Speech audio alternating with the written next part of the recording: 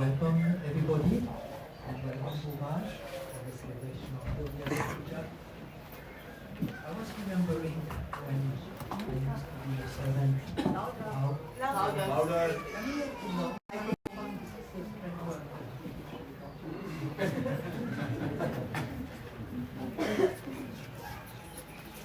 I hope Nityananda is around.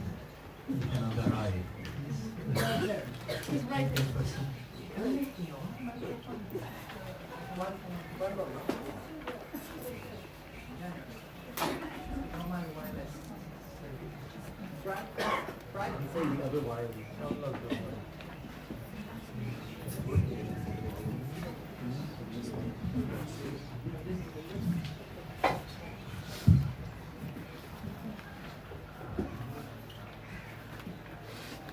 They say going dark mode.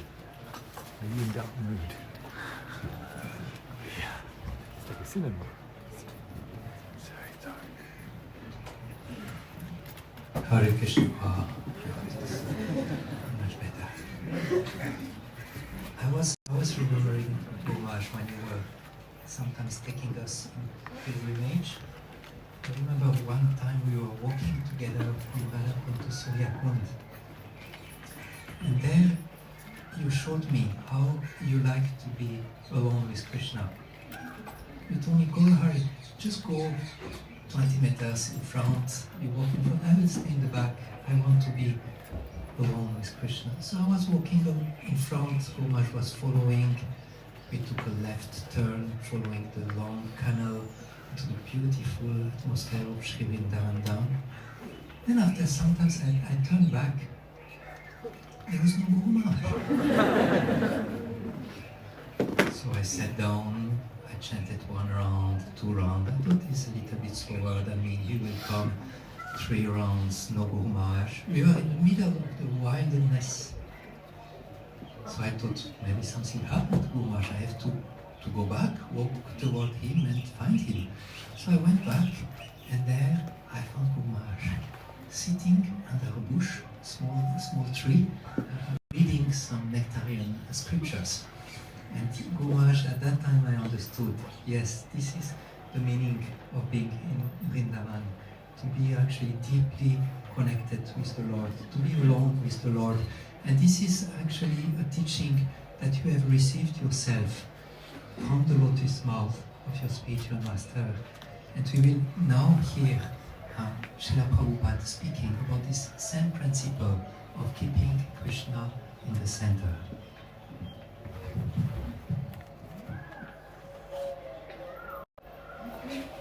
Vrindavan, everything is attracted to Krishna. That is Vrindavan. The animals, the trees, the flowers, the land, and the cowherd boys, the elderly cowherd men, Nanda Maharaj and others, all are attracted to Krishna. This is Vrindavan. The Jamuna water, everything, fruits, flowers and everything. That is Vrindavan. The Krishna is the center of attraction.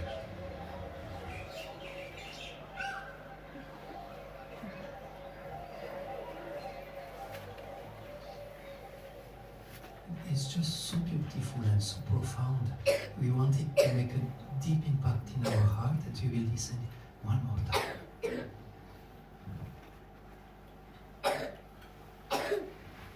Vrindavan, everything is attracted to Krishna. That is Vrindavan. The animals, the trees, the flowers, the land, and the cowherd boys, the elderly cowherd men, Nanda Maharaj and others, all are attracted to Krishna. This is Vrindavan. The Jamuna water, everything, fruits, flowers and everything. That is Vrindavan. The Krishna is the center of attraction. Srila Prabhupada ki Another teaching that you were giving us is that we can also go to Vrindavan in our consciousness. And now we will go to the home of Srila Prabhupada in Vrindavan. Srila Prabhupada said that he eternally resides in Radha Damodar So in our minds, we will not be in Germany anymore. In our minds, we will not even be in Golokadam, we will be in Radha Damodar temple. And here we will offer our full respect to Srila Prabhupada by offering him the Guru Puja. And he will request you, Guru Maharaj, to do the Harati to Srila Prabhupada. So everyone can stand up for the Guru Puja.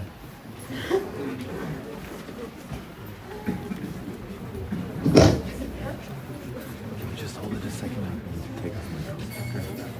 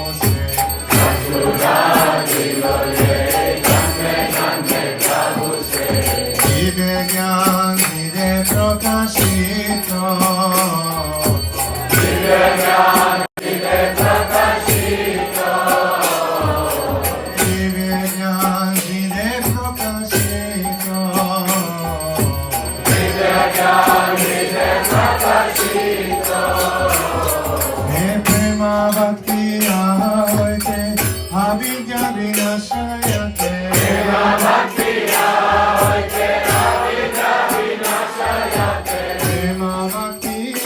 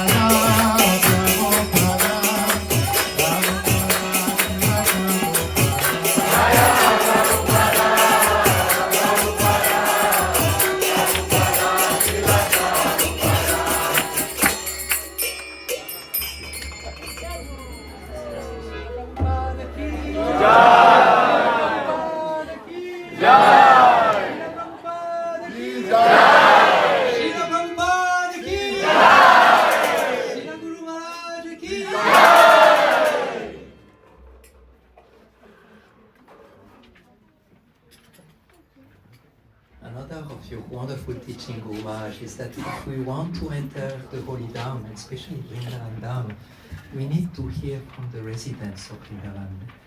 And today, we have invited the best of Krishna. And he's now in the deity room. He's ready to come out and show himself.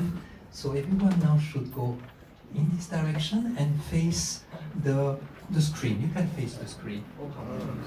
And sit down. And sit down, yes.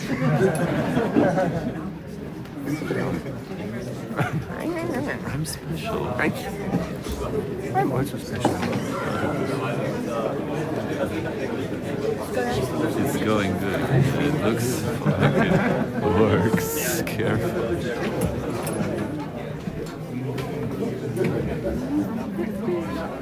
By the harmonium. In the back. You were there? You are there. Yeah, in my back.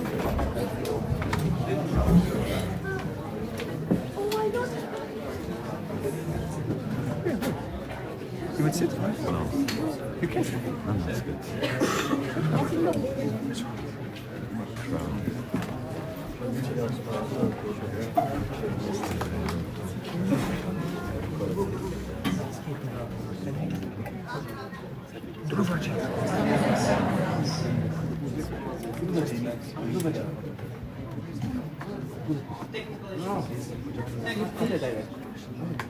Please wait, please wait, please wait. Do not show anything yet. Please put the chair here. I hope nobody saw anything, and there is still a big surprise about our best of Krishna. Can you see?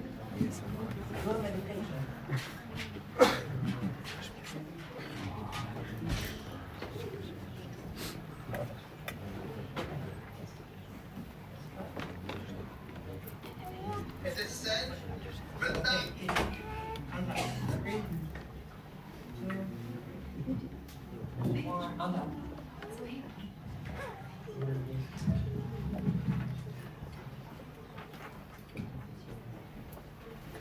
This is not a mistake, huh, that everything was wrong. This is imbibing the mood of Sri Vrindavan Dham.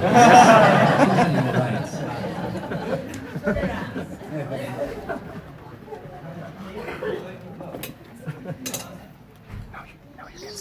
Radhe Radhe everyone. Welcome to Vrindavan on this very special day. Shri Vrindavan, Shri Vrindavan, Shri Vrindavan.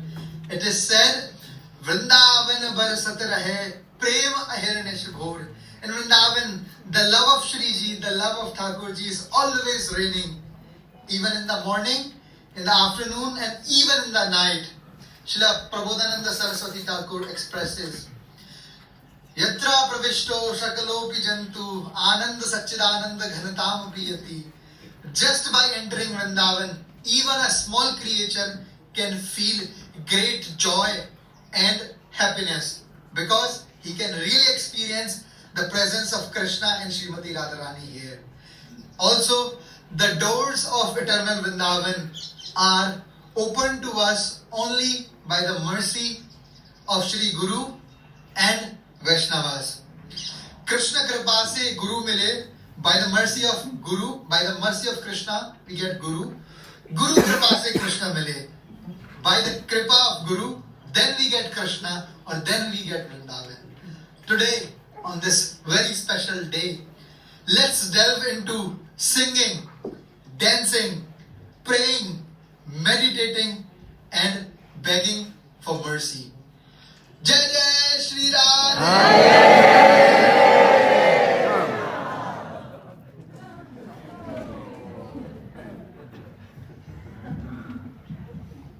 think now we got the blessing of a real first-class bridge bassi. The day will go very, very smooth, but we might still require few blessings. And one of them, it might be the most important in visiting Sri Vrindavan Dham.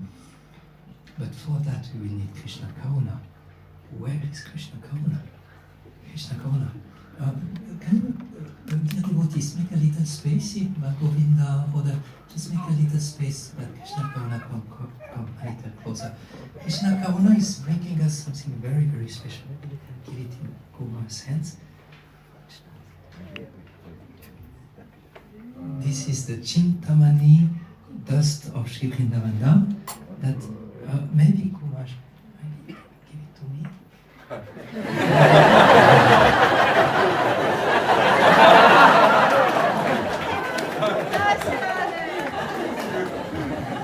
Now you might have to catch Krishna Karuna. She's having all the valuables with her. Okay, we are almost at the end of the blessings, but there's still one blessing remaining. And for that, I think I just cannot remember what it was, and I forgot it in my notes. But maybe Krishna Murari Goswami will know what is the last blessings we need. I just cannot remember.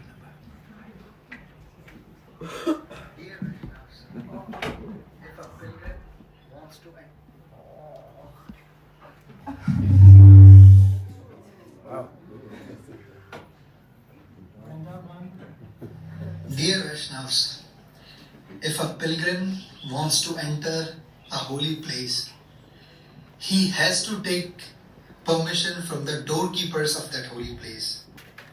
In Vrindavan, Srimati Vrinda Devi is the prime doorkeeper of Vrindavan. She is the one who manages not only Vrindavan, but she manages the pastimes or day-to-day happenings of Shri Radha and Krishna. She, along with her parrots, who are her messaging services, she takes care of each and every item which is required for Shri Radha and Krishna's pastimes. She makes the flowers blossoms. She makes the rains to come. She makes the spring season to come. She is the one who is doing each and every minute details of Vrindavan. If a pilgrim wants to really enter Vrindavan, he has to take care, he has to take permission of Shri Vrindavan Devi.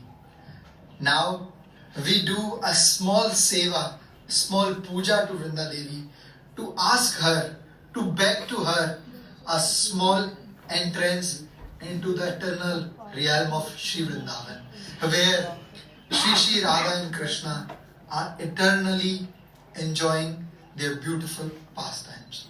Radhe Shyam. So Kumar, if you agree, can I take you to Kamyavan? Should we go and take darshan of Srimati Vrinda Devi? We must. The pathway is this direction, and you need a place. There are already many, many pilgrims, and let's go closer to Srimati Vrinda Devi.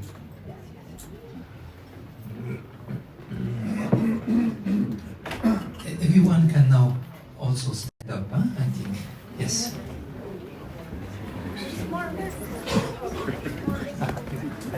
You want not that? You want not to eat that?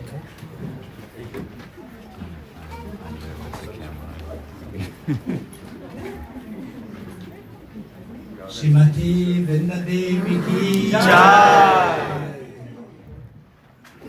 Gange yachampe yatade vinindi rochi pravaha smavita maninde mandu karandu jyutiri avaso rinde namaste charanara vindam bimba garoti paramandasya Nasa Gamukta Dyuti Dasya Vichitaratna Varanashirage Vinde Namaste Charanarindram Jaya Vinda Devi Jaya Vinda Devi Jaya Vinda Devi Jaya Vinda Devi Jaya Vinda Devi Jaya Vinda Devi Jaya Vinda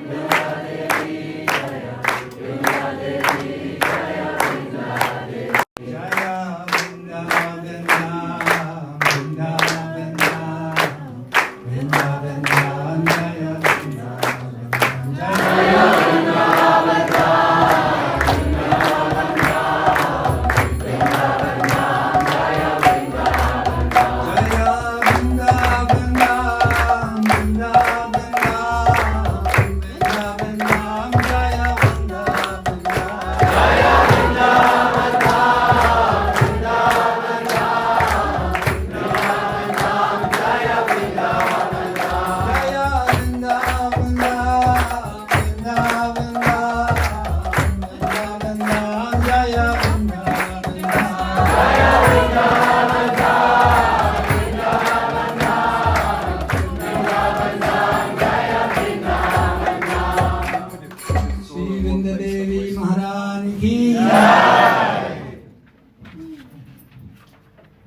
I think now we have received all the blessings that we needed. So now our heart is shining, is open, is ready to have the darshan of Shishi Radha Madan Mohan. Please all come.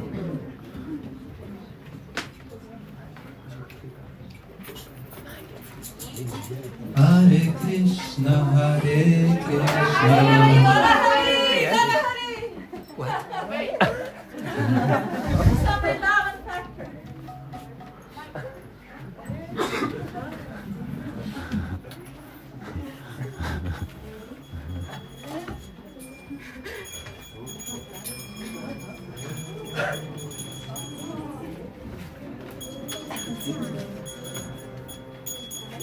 Vrindavan Dham is not just a place on a map. It is a reflection of the eternal Vrindavan, where Krishna forever enacts his eightfold daily pastimes. All life in Vrindavan, for example, the times of worship and the aratis, are intimately connected to the transcendental pastimes. By meditating on these divine pastimes, the veil between the earthly and the eternal, the seen and the unseen, dissolves. Let us hear this morning meditation with an attentive mind and prayerful heart.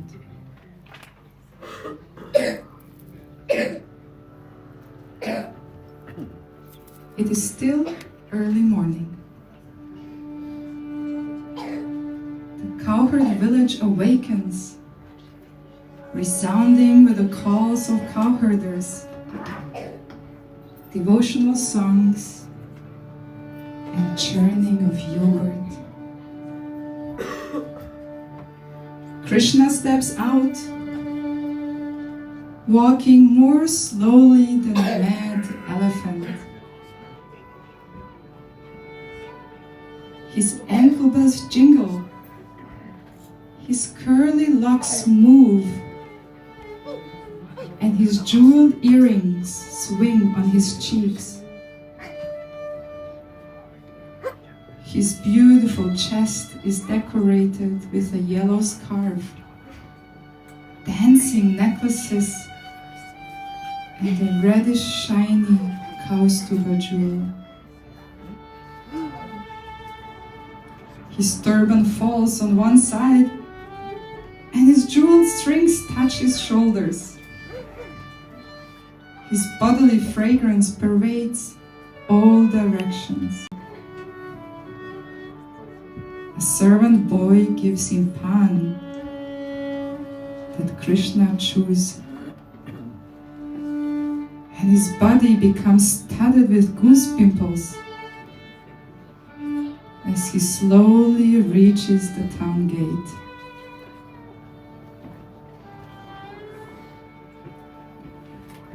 Sitting down on a platform outside of the town gate, pretending to wait for his friends, he tries to find out which young girl is doing what and where. For this, his eyes restlessly dart here and there. And one by one, his dear friends join him. Surrounded with them, Krishna looks especially beautiful.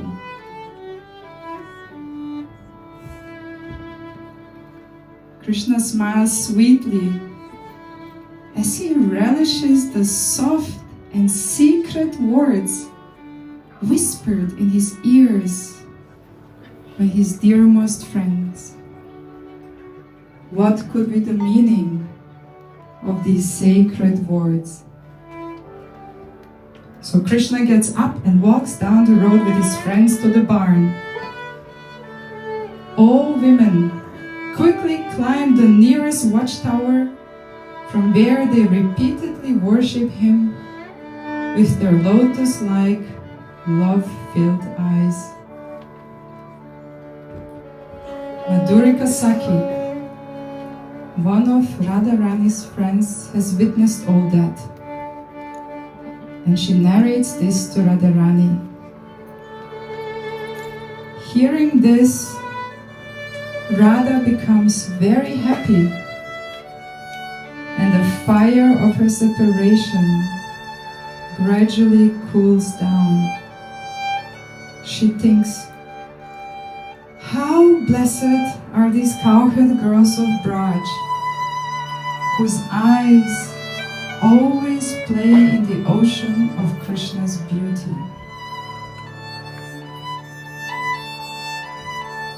By keeping each word of her friend in her heart like a great treasure, Radhika contemplates Krishna's attractive smile. Let us now all turn silently towards the altar and also worship Krishna in the form of an arati with our love-filled eyes.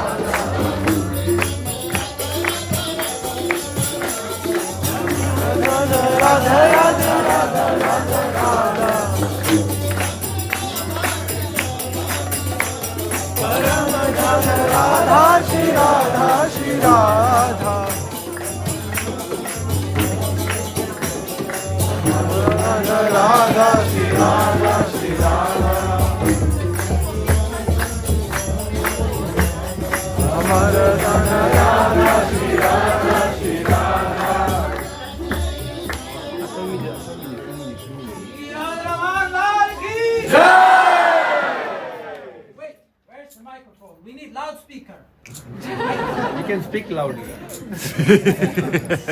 Microphone. Arey, microphone.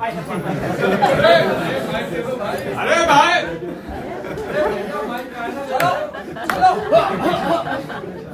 Shri Radharaman Lal ki. Problems to hear. India, you know. Shri Radharaman Lal ki.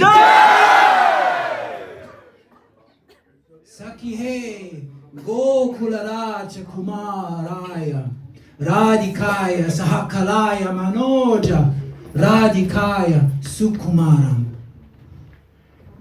The king, the prince of Braj of Gokul, with Shri Radhika anointed with musk and camphor and carrying a peacock feather, and Radhika having a braid like a snake. Oh, see the monsoon cloud with the fresh lightning and the dark tamal tree with the golden creeper. Oh, Maharaji, you are here. Radharamanji welcomes you. And all the devotees, all welcome to you.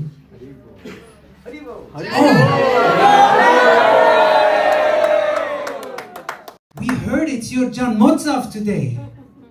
Radharaman welcomes you even more.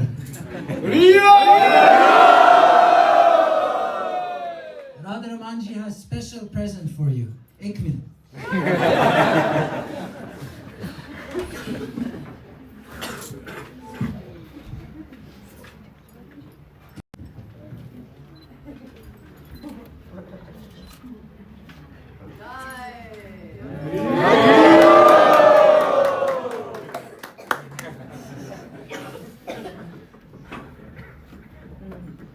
Radhe! Jai Radhe!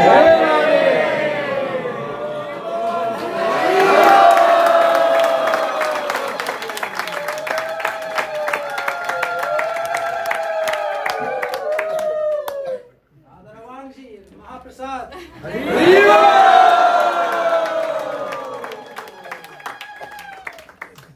And the Radharaman Kulya Prasad! Shri Radharaman Lal Juki! Radharaman Lal Juki! Radharaman Lal Juki! Shri Sachin Maharaj Janmotsav ki! I have rupees donation.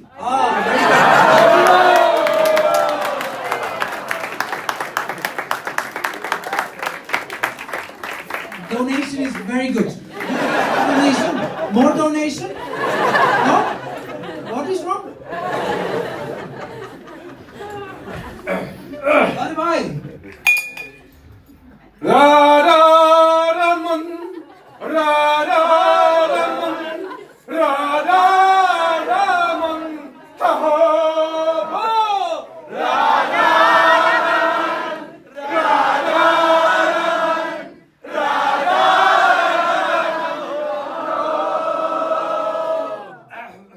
Jai Gopal Swami ji. Who is this? You don't know? Huh? Huh? This is Sacinandana Maharaji, great Swamiji from Germany, Shishya of Prabhupada. Oh, yes. Yes. You don't know? Hare Krishna Swami ji. Where you come from? Germany. Maharaj. Maharaj, I'm Brahmin. I'm Goswami here for Radharaman. You have to come to my house. Accept some prasadam. Please come to my house. We will feed your rotli and everybody of your friends. Come.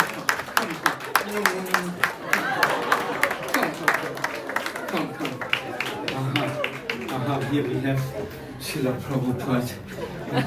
Love spiritual person. We will get you Rodley and for everybody.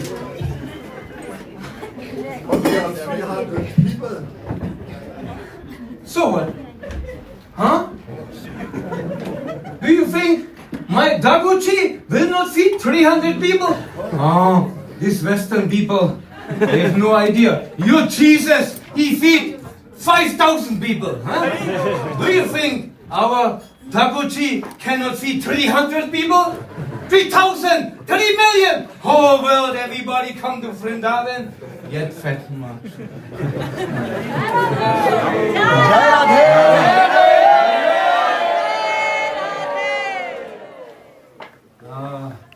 This is Brachin, a very old house of Vrindavan. Please come, please come. Come to my home. Please careful. This is floor from clay of Vrindavan. Please enter my home. Jai! Jai Sitaguchi ki Jai! Please. Chanamrit. Tulsi.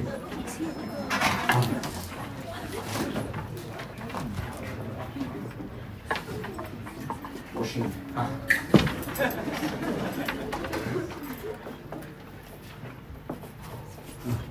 Prasad.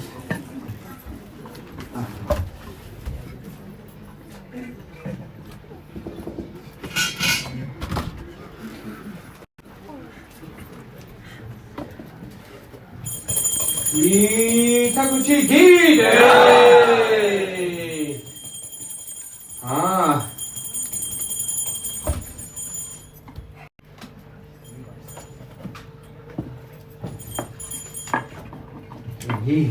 He owns this house.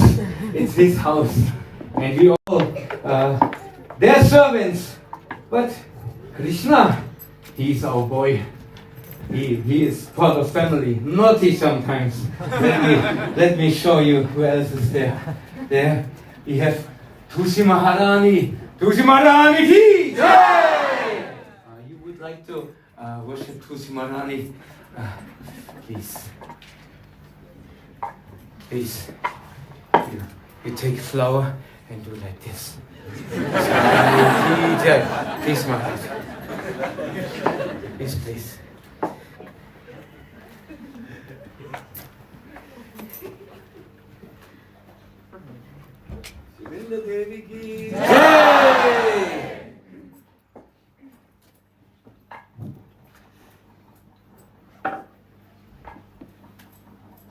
So beautiful. You have so much devotion. Trying. So here is my wife. She like last life she was priest, Yakya priest. She likes smoke, fire. And she making special roti. And there are two lals. Also Krishna servant. They are playing whole day. Monkey, naughty. Maharaj, so where? You know about my life. My life is Radha, because Radha is our queen. He is our son, but Radha is our queen. So therefore, I heard from the Rasikas, when you utter name Ra, Krishna gives attention. But when you utter Da, Krishna immediately coming. Where are my bandus?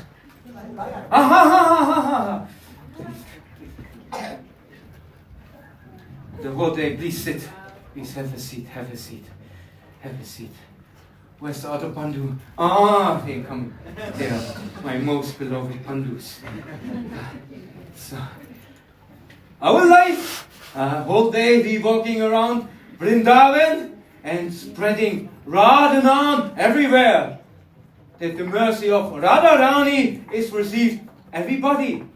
Now see, we started this yesterday.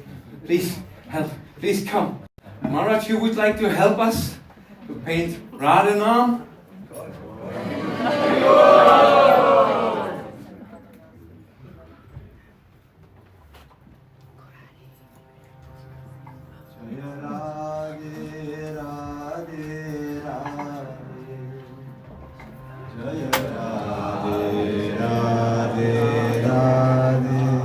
Everyone.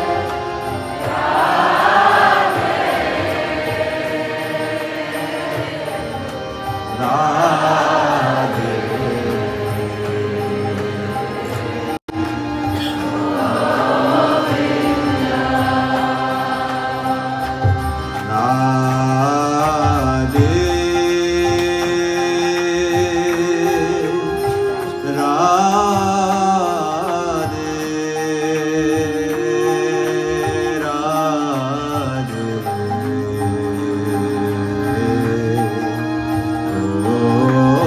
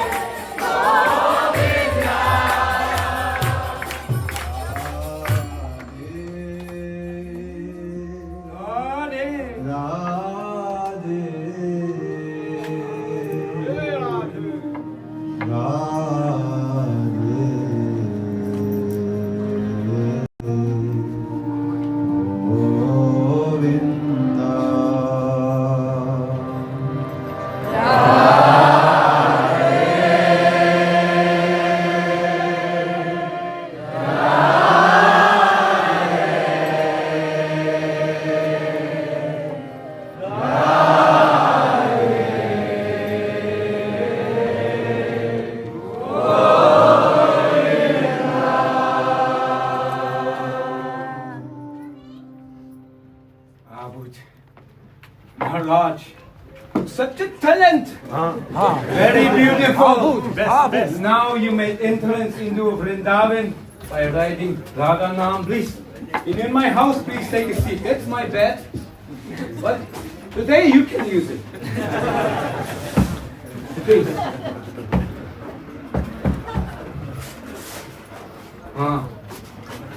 Yay, Jaguji DJ.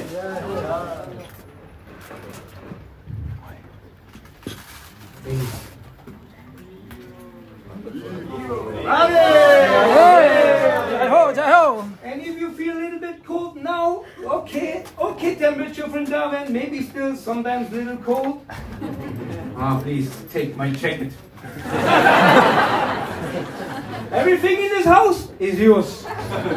Nothing belongs to me, everything belongs to Thakurji. I belong in Thakurji, everything what belongs to me, yours. Yes, please. This Bandhu. Sometimes I'm saying Bandur. Bandur means monkey. Monkey, very nice. Bandhu. Okay, normally in this time, my bandhus together we make smaranam. It's now time. Maharaj, you want to be part of our smaranam? Okay, this time we always meditate upon Krishna with his cowherd boyfriends. Especially with Krishna Balaram.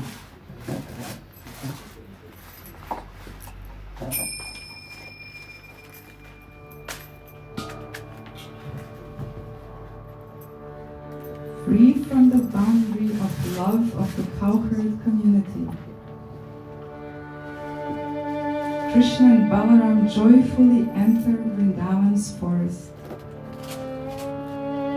With one last look over their shoulder, they see that the Brajabasis stopped following them. This makes them bloom in joy, free and restless.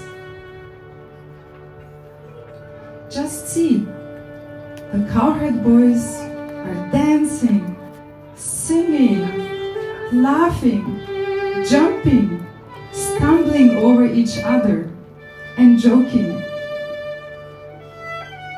They imitate Krishna's activities, like how he peacefully stands in front of his mother, but restlessly looks at the girls. Some of the boys, they go between the trees and vines and imitate the restless glances and gentle smiles of the gopis as they look through their open veils. Others walk on hands and feet imitating the cows. They bend their neck and raise their ears. Others imitate learned debaters, while some wrestle with each other using their arms, and some show their skills in balancing on a stick, while still others please Krishna and Balaram with their services. When the cowherd boys hear the sound of Krishna's flute, they become completely maddened, and with unblinking eyes they simply gaze upon him. What happens next? Well, the unattended cows, looking for tender grass, they wander far off to the caves of Sri Govardhan.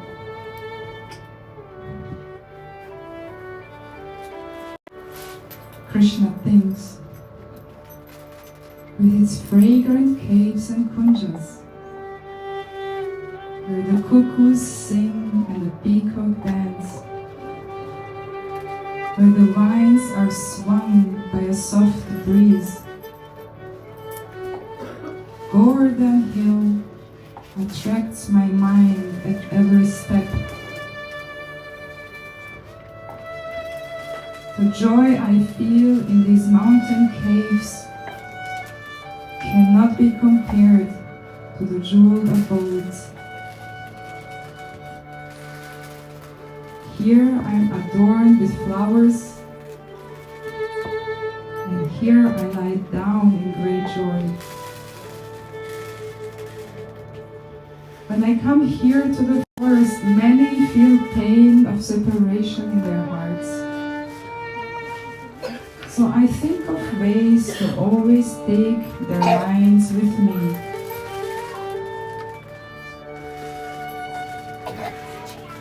Admiring the beauty of Vrindavan forests, the cowherd boys are joking and laughing. Surrounding Krishna and Balaram, they proceed further on their path.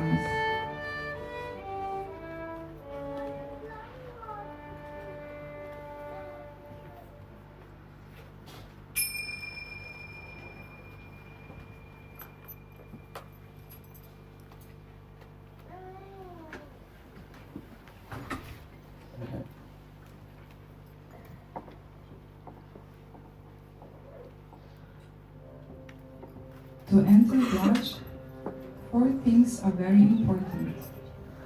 Lobha or spiritual greed, Kripa or divine mercy, Anugatya or being in the shelter of our Gurujan, and Svarup Dhyan or meditating on our eternal spiritual identity. So Lobha, spiritual greed, Kripa or divine mercy, Anugatya or taking the shelter of the Guru, and Svarup Dhyan or meditating on our eternal spiritual identity. So let us now deeply meditate on Sri Gurudev, who is bringing us closer to Radha and Krishna, who engages us in their loving service, and who himself is absorbed in meditating on their eternal pastimes in the Nikunjas of Vrindavan.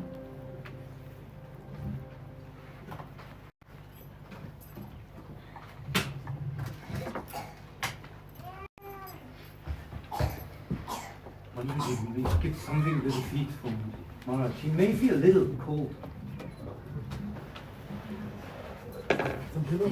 Ah.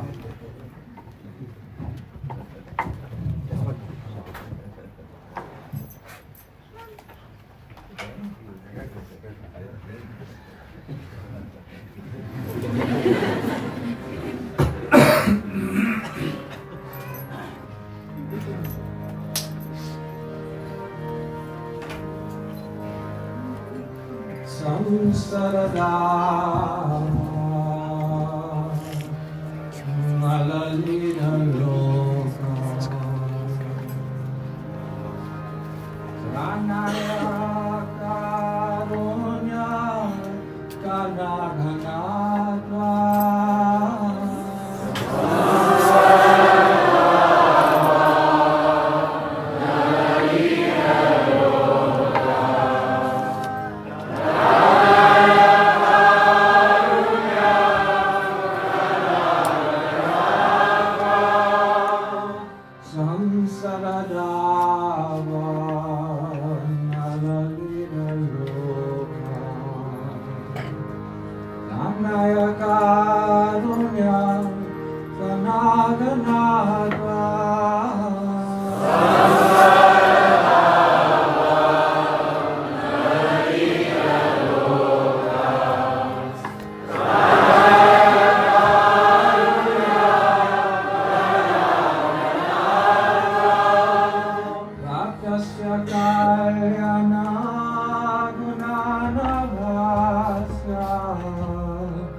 Vande Guru Shri Sharanaravinda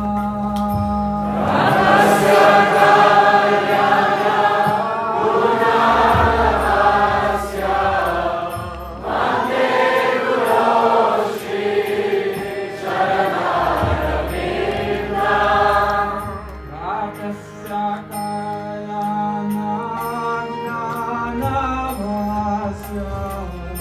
Vande Guru Shri Charanaravinda Ratyasya Kalyana Gurnanavasya Vande Guru Shri Charanaravinda Mahaprabhu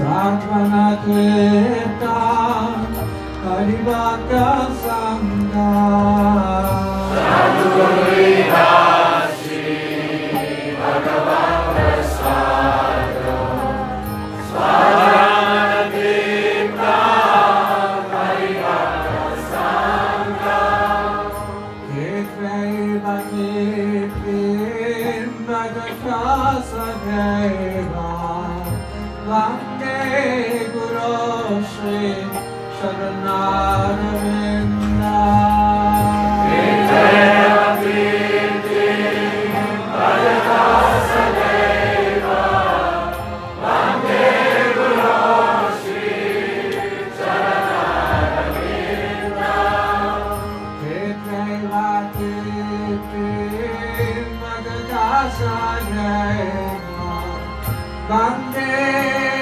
Guru Shri Sharanaravinda Ketvaiva Ketvim Bhagata Sadhaiva Vande Guru Shri Sharanaravinda Shri Radhika Madhavayo Para Madhuyalina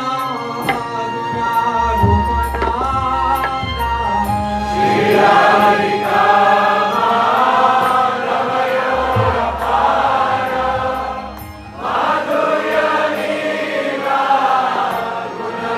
Gunarupananda Shri Radhika Madhavayo Para Madhuyalina Gunarupananda Shri Radhika Madhavayo Para Madhuyalina Gunarupananda Pratikshanasa Kanalolokasya Vande Guru Shri Sharanaravinda Pratikshanasa Kanalolokasya Vande Guru Shri Sharanaravinda Pratikshanasa Kanalolokasya Vande Guru Shri Sharanaravinda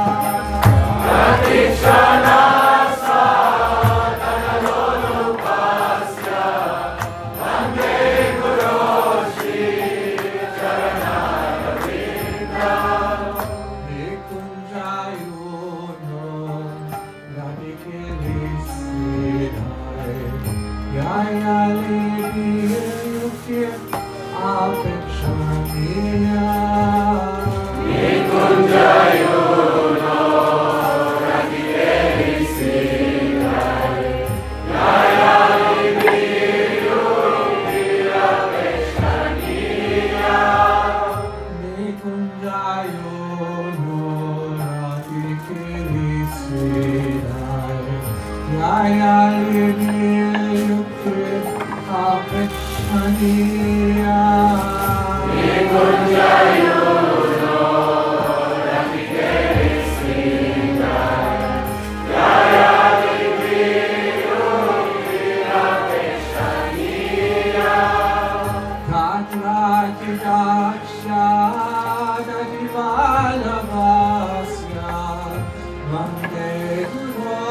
Shri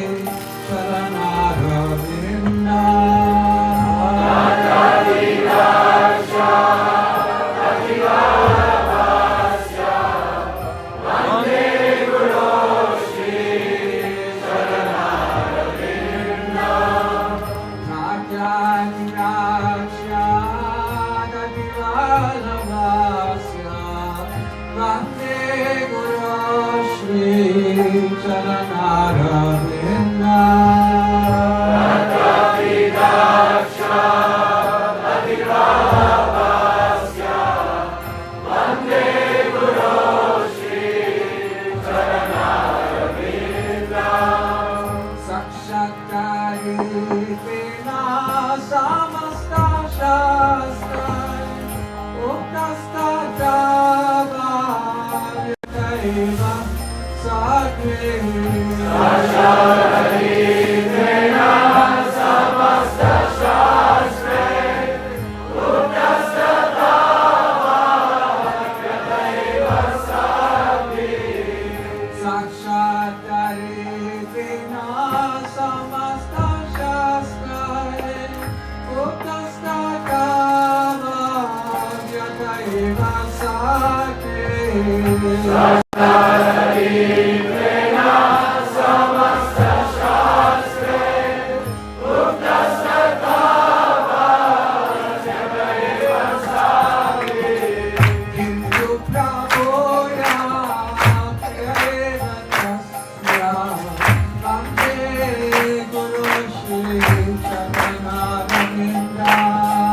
Hindu prabhoya priyavasya vande guru shri charanarvinda.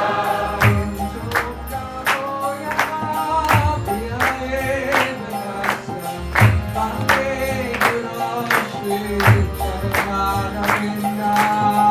Hindu prabhoya priyavasya vande guru shri charanarvinda. Yasya prasadat bhagavat prasado. Yasya prasadat nagati gurgope. Yasya prasadat bhagavat prasado. Yasya prasadat nagati gurgope. Yasya prasadat bhagavat prasado. Yasya prasadat nagati gurgope. Yasya prasadat bhagavat prasado. Yasya prasadat nagati gurgope. Yastu vamsasya yasya stisanya vande guru shri charanarvinda.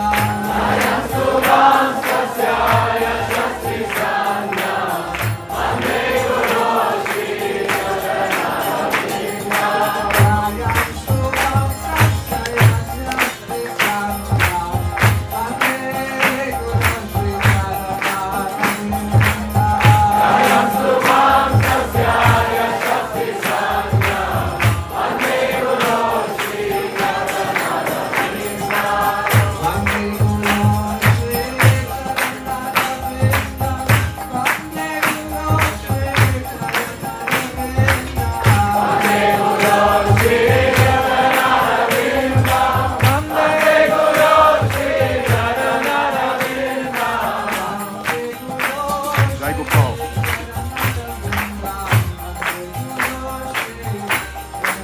The bags are coming. Vande guru shri charanarvinda. Vande guru shri charanarvinda. Gurudeva Jaya, Gurudeva Jaya, Gurudeva Jaya, Gurudeva Jaya,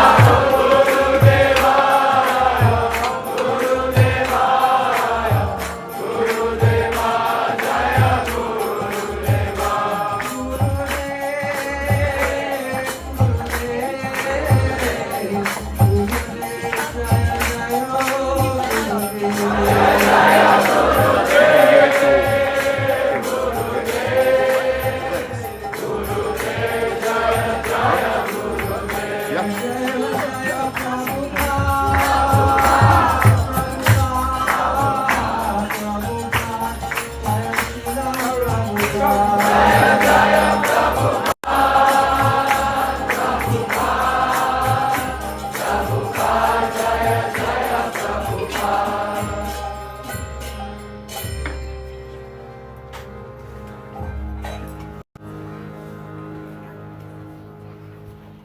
It's very great.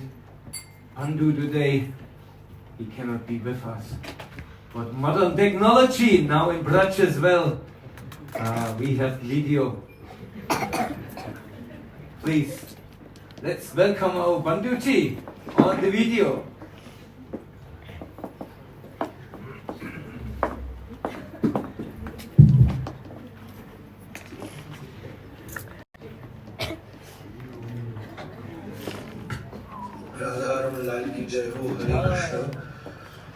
All glories to Srila Sacinandana Swami Maharaj. I wish him a very, very happy birthday, and not just birthday, happy whole life. Today is the Vyasa-Puja of His Holiness Sacinandana Swami Maharaj.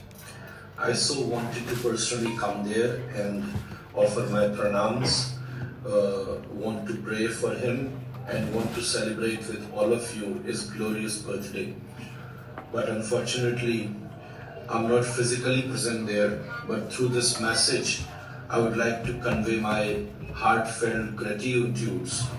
And I cannot pay back even after offering thousands and thousands Dandavat pranams for the affection and love which Sacinandana Swami Maharaj has expressed for me from many years. I am also inheriting this affection and love from my Gurudev Father, His Holiness Sriman Matugoreshwar Vaishnavacharya Sri Shibhuti Krishna Goswamiji Maharaj.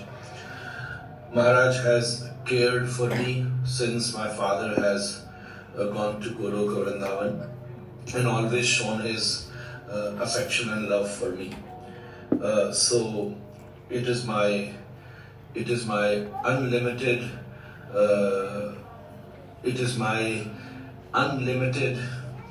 I would say, desire or unlimited bhav, that's the right word, unlimited bhav, emotion. Emotion is a very dry word, so Sanskrit bhav has a very deeper meaning. That's why I was a little stuck in expressing that unlimited bhav, that I can get his service throughout my life till my last breath. Sacinandana Maharaj is a very special soul. He is doing the Nam Prachar and even doing his own sadhana, which is very rare in many sadhus. Many are taking birth on this planet. Birth is never a celebration. But when this birth is used to serve the real goal of life, then the birthday should be celebrated. The celebration of the birthday of Sacinandana Maharaj is not just happening on this planet. A Vaishnava's celebration happens simultaneously even in the Goloka Vrindavan also. So, because he is the Tatastha Shakti, he is making us connect to this world and to that spiritual world. I offer my Dandavat pranams to him, and I got to know that you all are serving my beloved Lord Sri Sri Radharamanji. My family has been serving Radharamanji through two ways. One, by worshipping him, Archa, and another his Charcha, the Katha, which I am traveling around the world and glorifying him. As you are already doing Archa by offering flowers and artis to Radharamanji, on my behalf, I would request Sri Sacinandana Maharaj to please my Lord by some Hari Katha. Let us all join together the beautiful words, Rasik words of Sacinandana Maharaj, which will make Radharaman smile, and he will bless you with a beautiful smile. Hare Krishna.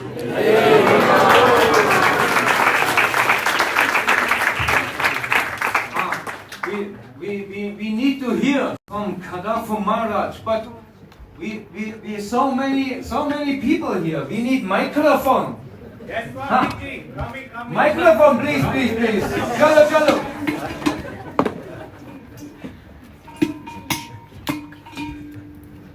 Nityananda Rai, another Bandhu.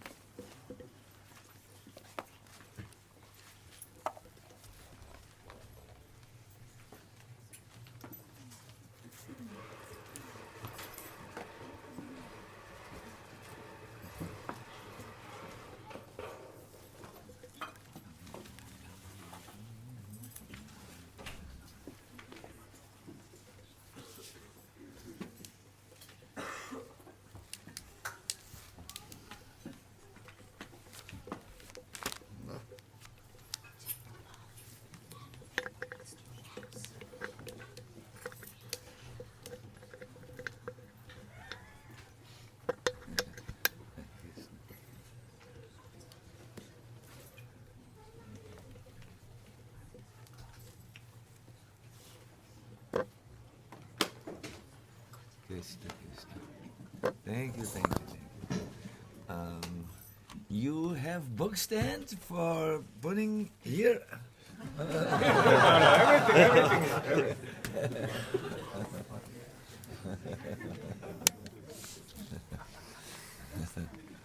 Krishna, Krishna, Krishna.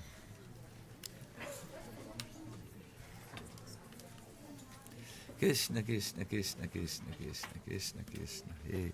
Krishna, Krishna, Krishna, Krishna, Krishna, Krishna. Oh. Everything. Thank you. Thank you. This is so much easier. Krishna, Krishna, Krishna, Krishna. Vyasa-Puja Maharaj ki! Jai! Krishna. Here Vrindavan, everything is not so straight, so careful. This makes Vrindavan sympathetic. Hare Krishna.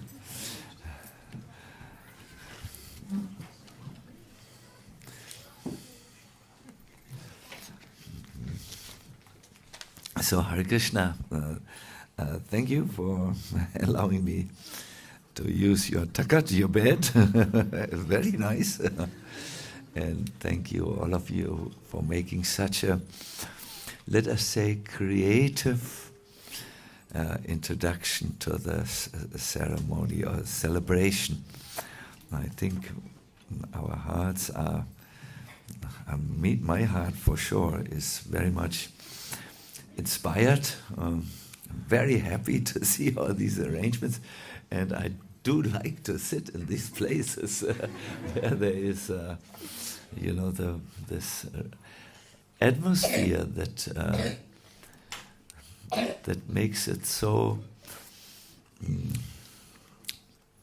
that is so favorable for Krishna consciousness.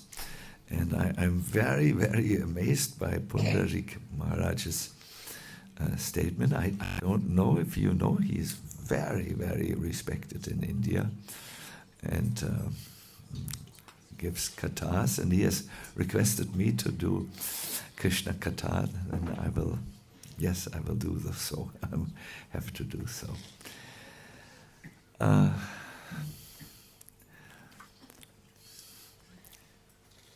First, I will speak something for your intelligence, and then I will speak something for your soul. Okay, so this have two parts. I have added the second part on our Maharaji's request. So please let us join our hands. Namo. Namo, Namo Vishnu Padaya Krishna Krishnaya Bhutale Srimate Bhakti Vedanta Swami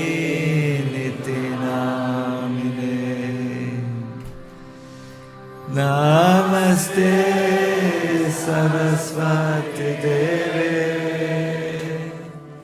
Gauravani Pracharine Nirvishesha Sunyavari Paskachyade Svatane Krishna Chaitanya Prabhu Nityananda Shri Advaita Gadadhara Shivasadi Gauravinda.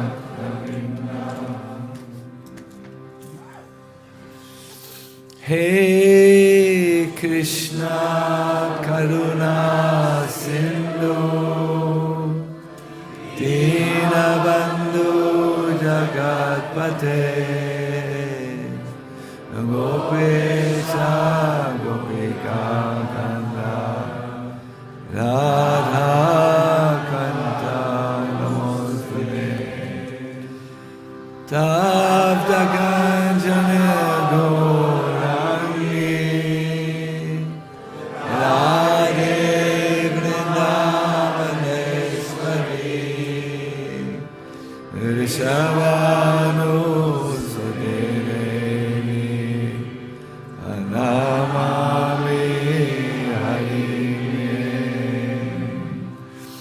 Shri Krishna Chaitanya Prabhu Nityananda Advaita Gadadhara Srivasadi Bhaktavinda Hare Krishna Krishna Krishna Hare Hare Hare Rama Rama Rama Hare Hare.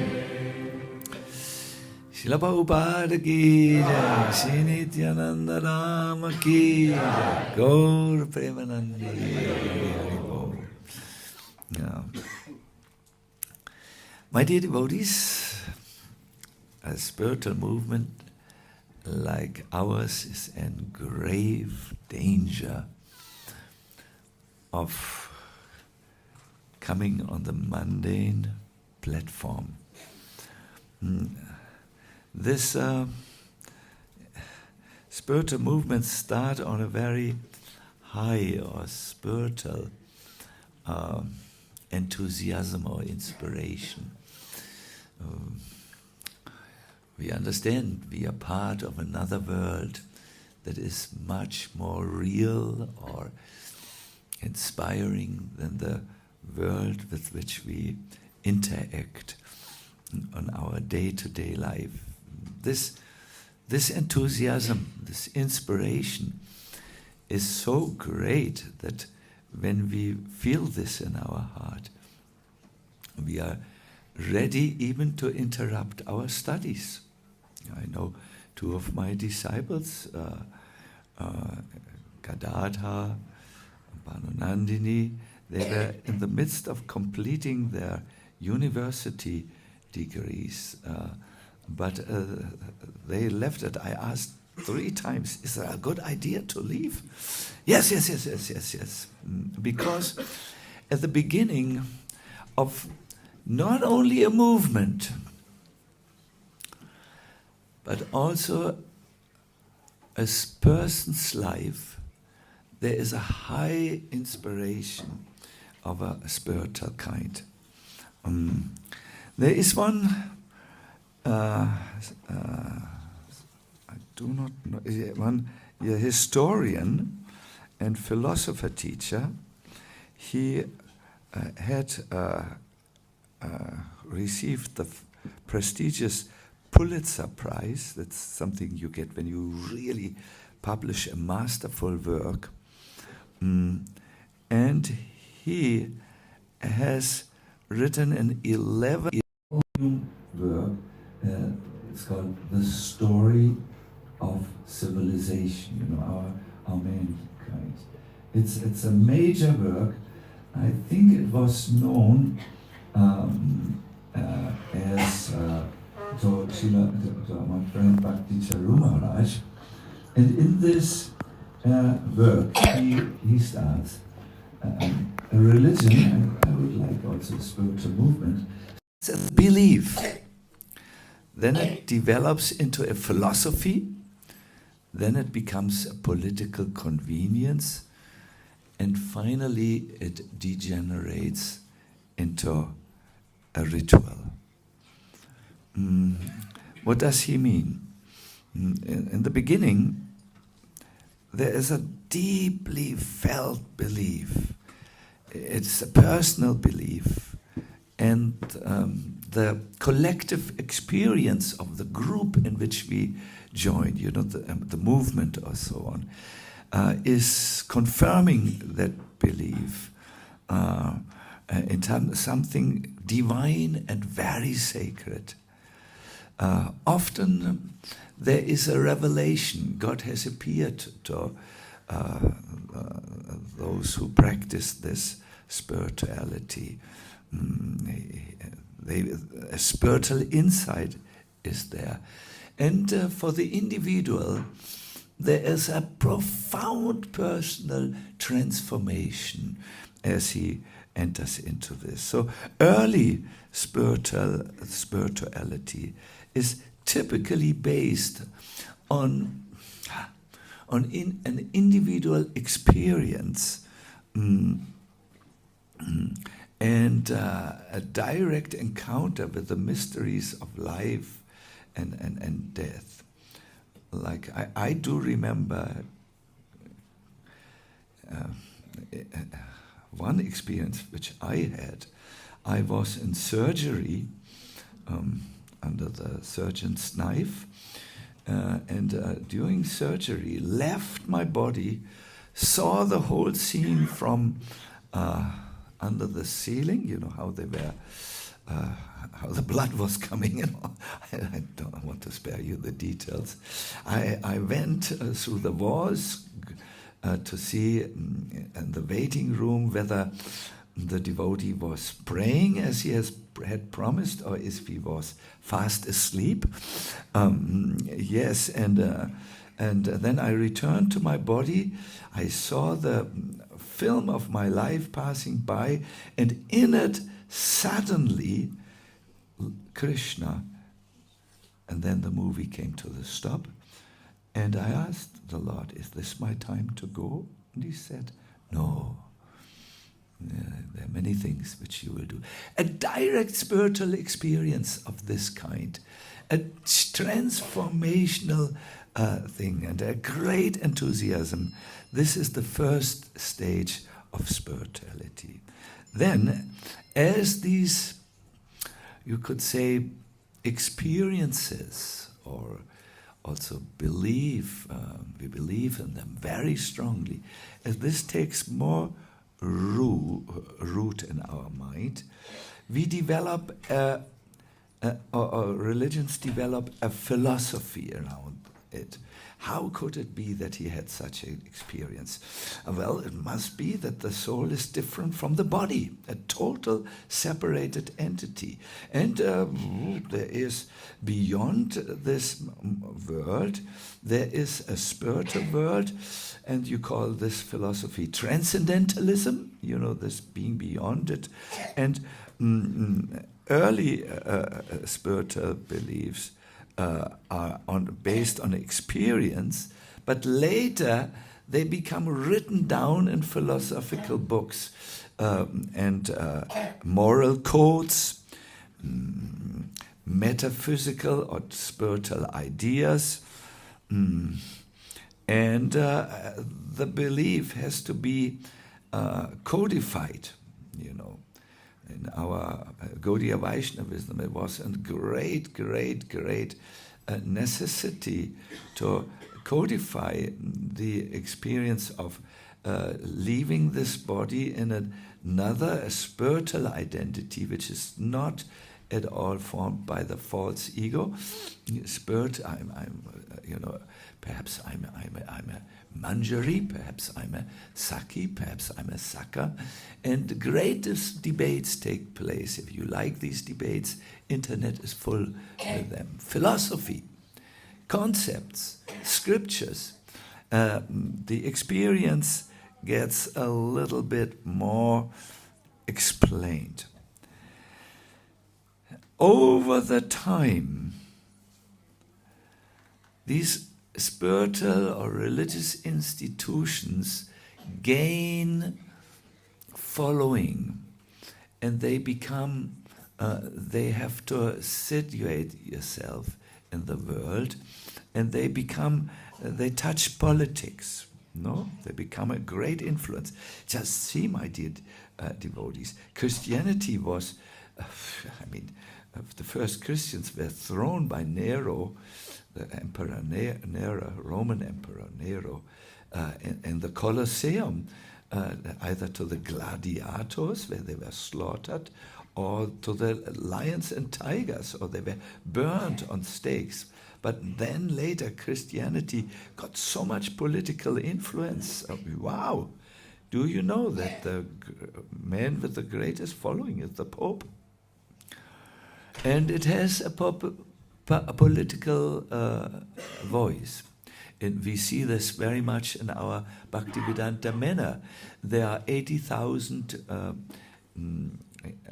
Hindu coming for Jamashtami, and the parliament, what is it called, the British House of Lords and so on, these political institutions have taken note and they have understood. We can't go across this, we have to arrange our decisions with these hundred thousands of followers of the Hare Krishna movement, and it becomes a political thing. Prince Charles, now King Charles, gives a recognition to the Avanti schools. Yes. And writes, our schools are good. They need us all of a sudden because we bring votes. There is mass, there is influence. And in this way, the religion or spiritual there is a shift taking place. It becomes a tool for political leaders to legitimize their rule, unite a population, bring people behind them.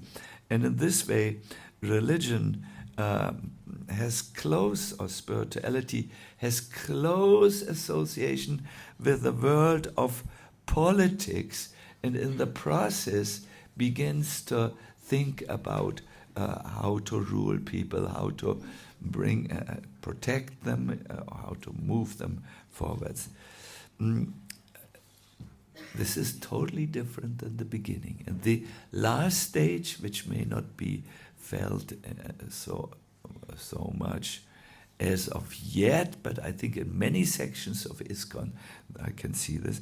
Religion becomes a ritual. There was an original, almost passionate enthusiasm, great enthusiasm. Then, when it became a philosophy and a subject matter of the debates, the spirituality and the intensity began to shift on who's right and who's wrong, but no longer the spiritual experience. And it degenerates more and more until the entire focus of the spiritual experience gets lost. And there are only outward expressions of devotion, such as festivals, ceremonies, processions, and institutional practices. Gurus will tell at the initiation to their disciples, promise a fifth rule: never leave our institution. This happens. This we can see. And what we can also see is people begin to practice these rituals or spiritual practices, but they do not understand the spiritual meaning behind them any longer. They don't experience the spiritual meaning. They make compromises with the material energy, and at the last stage the whole thing is just spiritually irrelevant for a sincere seeker. My dear devotees, my dear friends, and if there are, my dear critics, this is an progression of spirituality that has formed our civilization. And many big institutions like the church have acknowledged this. I have a friend, he's a little elderly now, a professor of theology, and he has said, Sacinandana Swami, we are struggling in our churches like anything. The Pope has to be a modern Pope now also, so that he can still address in the new book Pope Francis, he describes how was a football fan, and he dedicates, because so many people are into football as their religion, a huge part of his book, not huge, but a good part of his book, for saying how he was into Santa Lorenzo. I'm going to show this passage to Manu and his friends, and so on, because they need to do something to get people again to the experience. And do you know what these huge institutions have found out? It is singing together that brings people to that experience which is long lost because of the passage of time where this progression, which you have just heard, took place. Professor Weber says they are doing Christian kirtan. They have looked at you and they have found out that when we are in kirtan, we are in paradise. We have the spiritual experience, in other words. So, my dear devotees, this is something which we can see. Spirituality starts as a belief, which is based on a very strong transformative experience of a spiritual experience. Then it develops into a philosophy. After some time, it becomes something to manage crowds, and finally it degenerates into a ritual. What is with you and your spirituality? Is it based on a daily spiritual experience? Are you feeling the absolute transcendental bliss of which is there in spiritual life? Or is your practice more a dry ritual, where the experience, oh yes, when I was young, oh yeah, you should have seen me when I was young and not so fat as I'm now, and not so compromised as I'm living now. Oh, wow, these were the times, no? And we practice nostalgia. We have gatherings to talk about the times when we were not so materially entangled, you know. What can save us from this progression as individuals? Let us stay as individuals. Who knows what happens to a movement? You know, we pray for the best and so on. My dear devotees, please listen very carefully.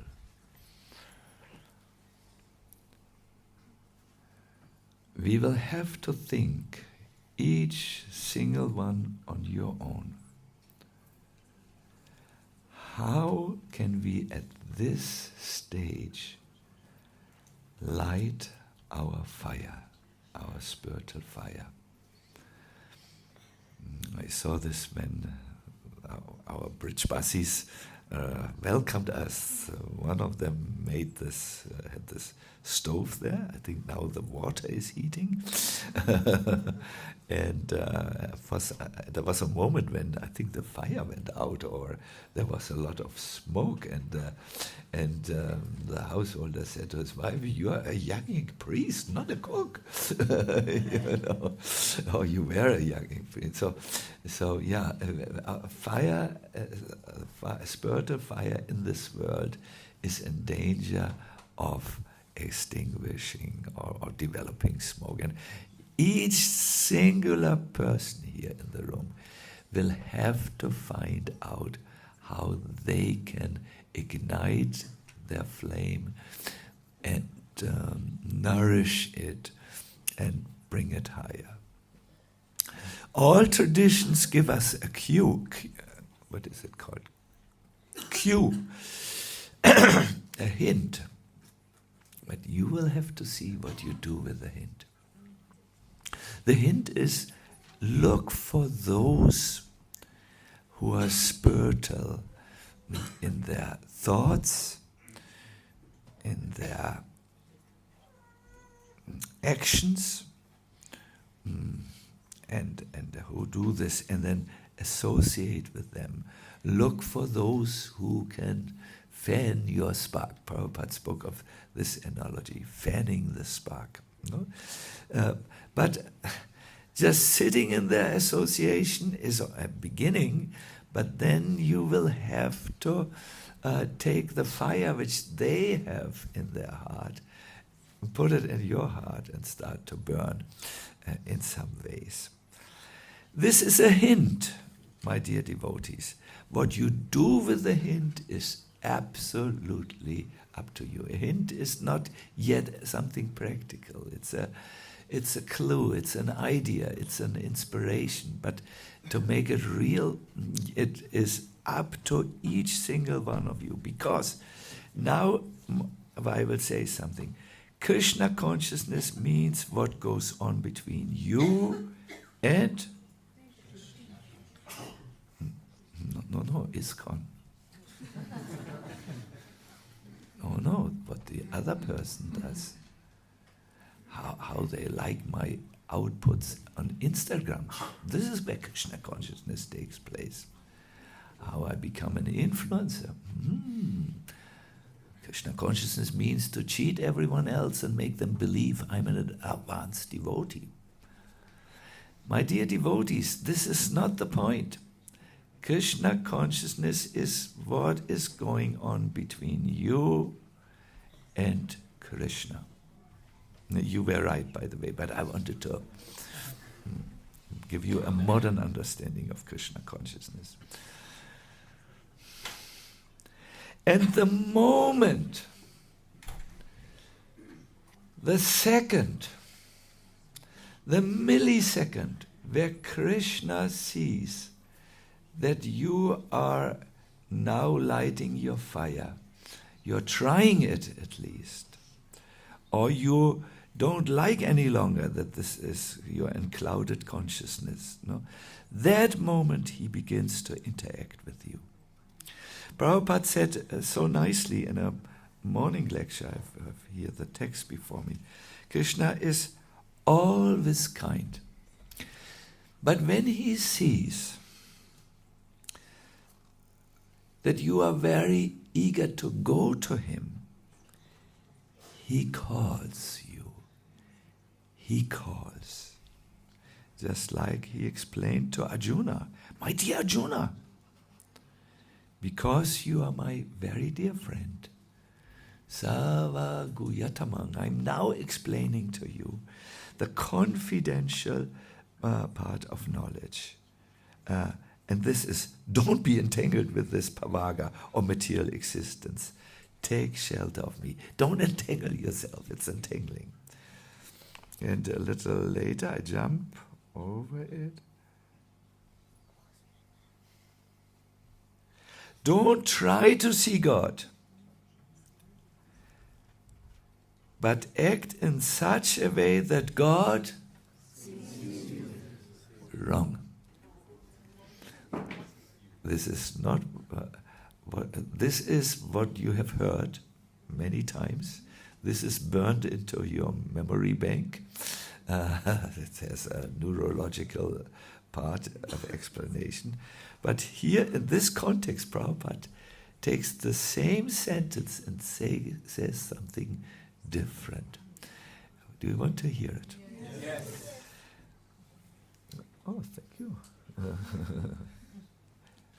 Kannst du mich verstehen eigentlich? Wirklich? Wow. Don't try to see God,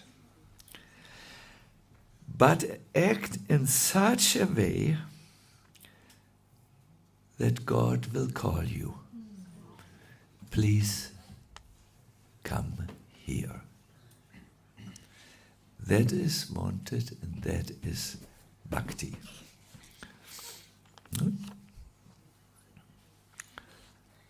When will the Lord come and call me or you?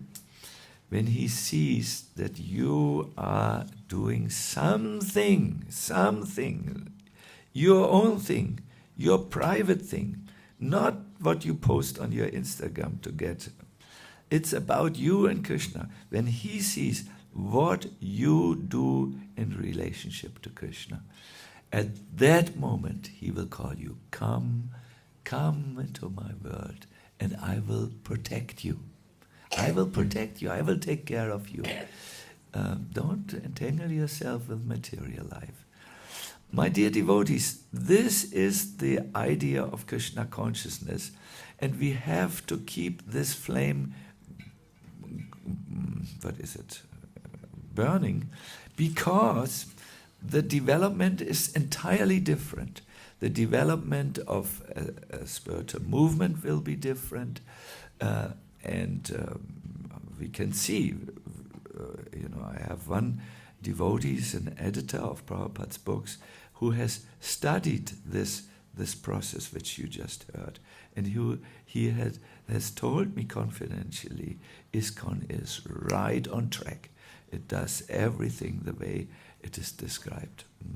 So, no problem. ISKCON is not the problem. ISKCON is trying. Spiritual life is not in the hands of anyone else than you. Only you can do this, and you can save yourself from going this path and help also the movement of devotees. Because you're inspired, it will spread. I have gotten an order. I have not forgotten. When I was young, not so young, not like you, when I was, I can imagine I must have been 40 years old. I was in Vrindavan. I had practiced my Kartik Vrata, and I had mostly chanted, and I was now very hungry to hear something about Krishna, and I wanted to hear it from a mouth of the resident of Vrindavan. When they talk about Krishna, it's really, there's so much juice in there. So I asked one of my friends, can you bring me to a Vaishnava who can tell me about Krishna? So he said, I try to find one. There's one saint, but I don't know if he's still with us, but we go. So early in the morning, we went into a taxi and we drove to, it's near Ramgarh, where there are some sadhus who maintain a part of the Vrindavan forest that looks exactly like Vrindavan. There are trees, my dear devotees, this big. And there are always beautiful cows there, and there's a beautiful pond, and there are little temples here and there. Yeah, I think you would call them sadhu enclaves. And so we went to this one. It was in the forest, and there was a hut. And before it, in the sun, sits a very old man. He's with turban, and he's covered by mountains of blankets, mountains really. And he's sitting there. I'm just reminded to also use a blanket. He's sitting there in the sun to warm his body up. There are these ovens where but it takes so much energy and time to make them work. So he was not in the mood. He was just sitting outside in the sun. And my friend, who's Hindi speaking, went to him, and he looked at me. He was very old and very absorbed and very, very Vraj-like. He was. So then he made this gesture, what is up? In New York you would say, what is up? What's the matter? Why have you come? And he, my friend says, here's this Swami from Germany. Huh? Germany. And he looked at me. Huh? Germany! Ah! He understood. Ha means yes, a sign of recognition. He wants to hear about Krishna.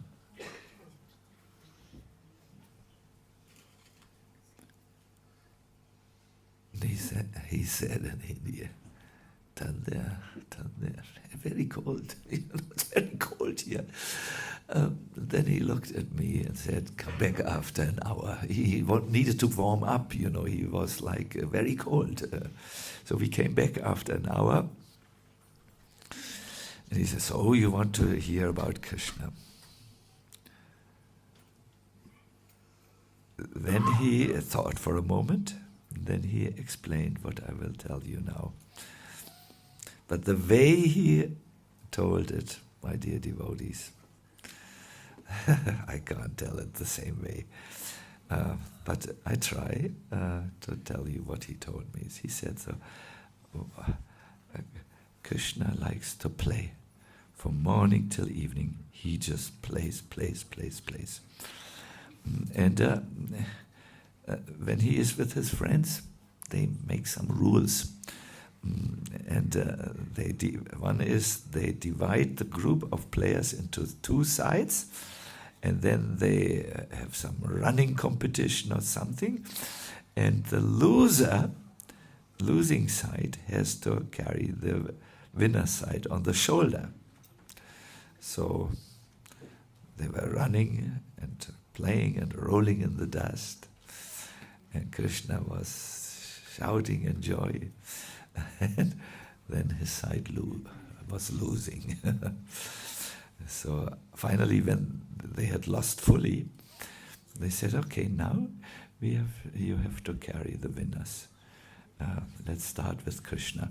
Krishna, Sridham will go on your shoulders. Krishna said, no. No? No, today I'm a little sleepy. No, but you have to follow the rules. No, said Krishna. Why do you not have to follow the rules? Yeah, I'm the son of the king, Nanda Maharaj. He's just a few more cows than my father. That's not a good reason. So Krishna, you carry. No. Why not? Yeah, I carried the Govardhan hill for all of you. I exerted myself so much, and you did nothing. You were underneath. Today I don't carry. Tomorrow. Krishna, if you don't abide by the rules, you are excluded. We will not play with you. Give us one reason why you should not carry Sridham. Krishna was now getting desperate. Because I'm God. They really started to laugh, and really laugh. Krishna, you make your small mouth. You take very big words in your small mouth. If you are God, then prove it.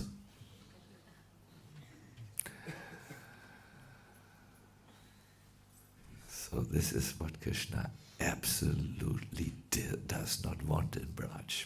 He doesn't want to interact with the residents of Vrindavan on the basis that he is the Lord of all, and by his will universes come into being and disappear. No.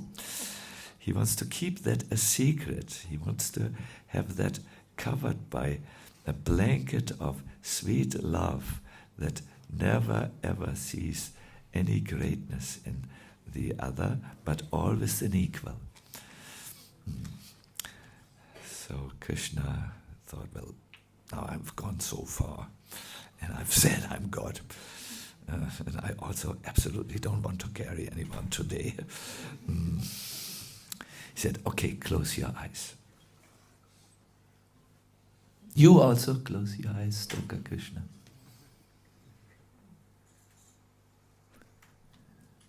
Now open your eyes.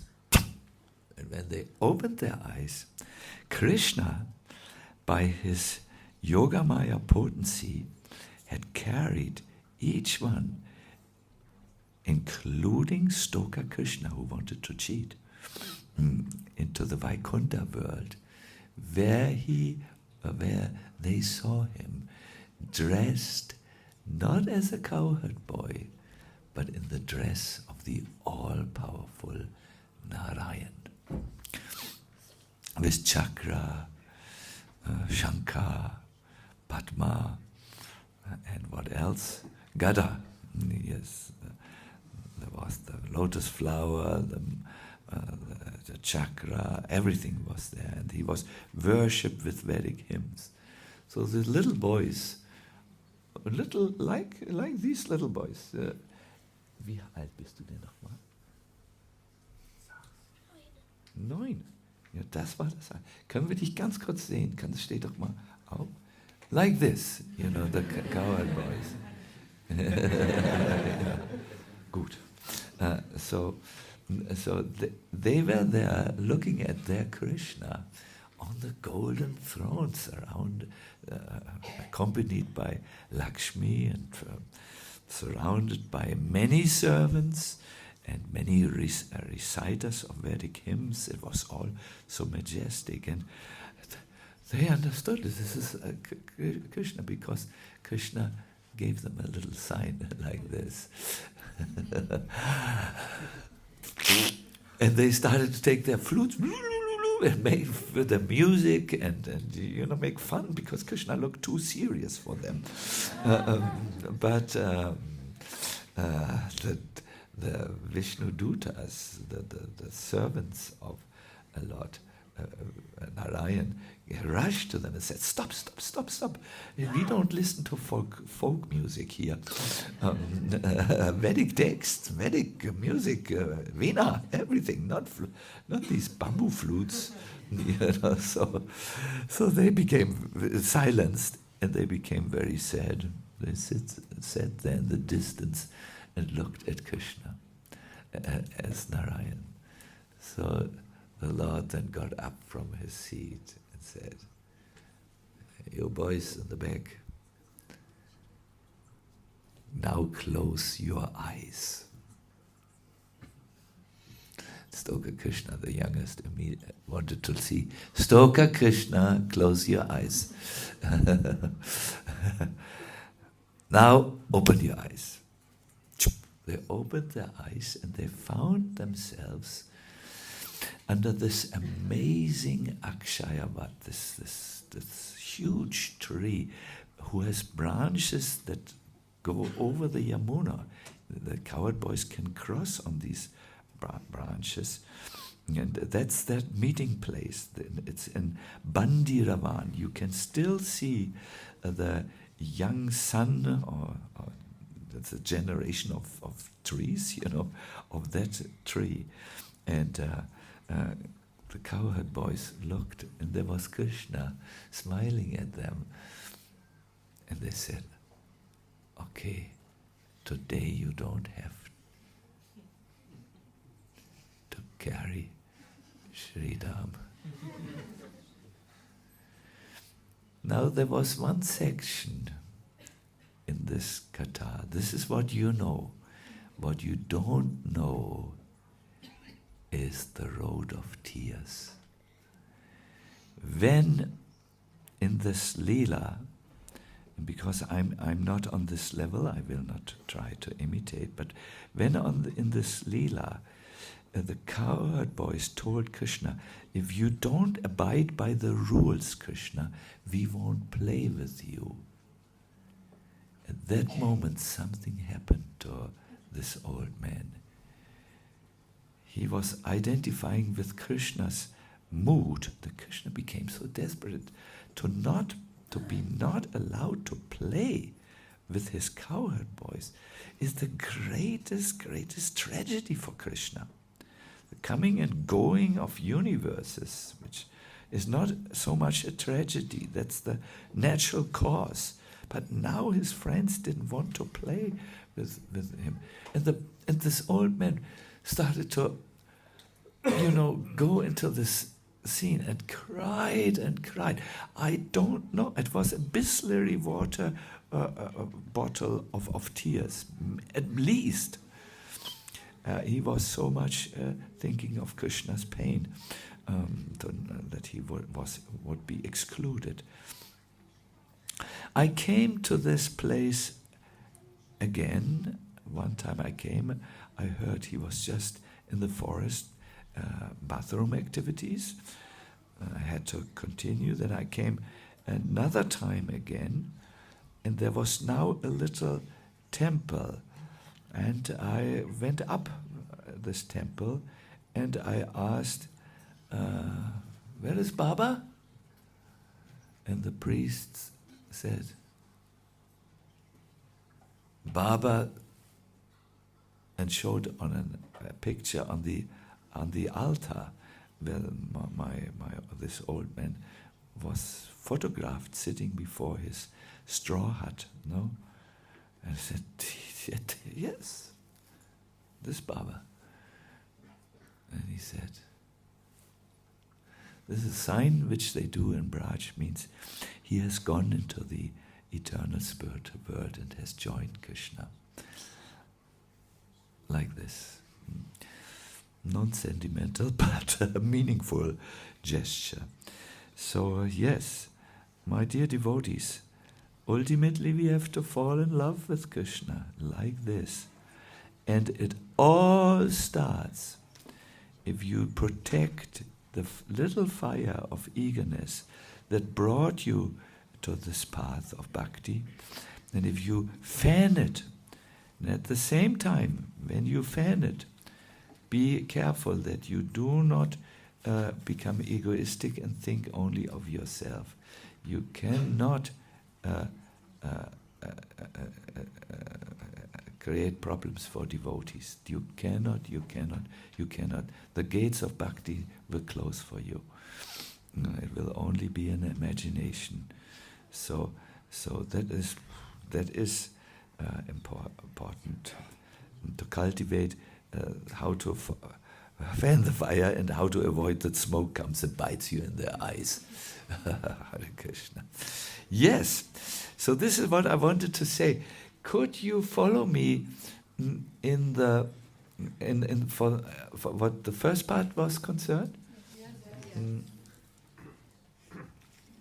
This becoming worldly in Christianity, I want to give you an example, becoming worldly, because that's what it is.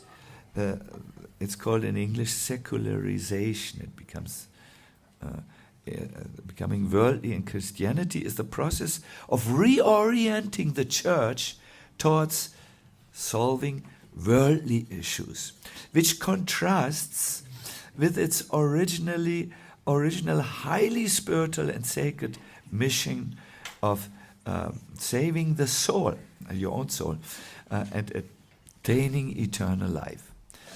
This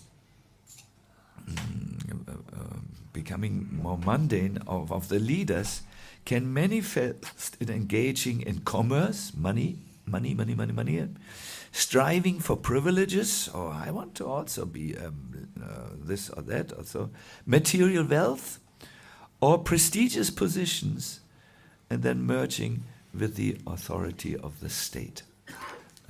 This is a little bit on this, but protect your fire, my dear devotees.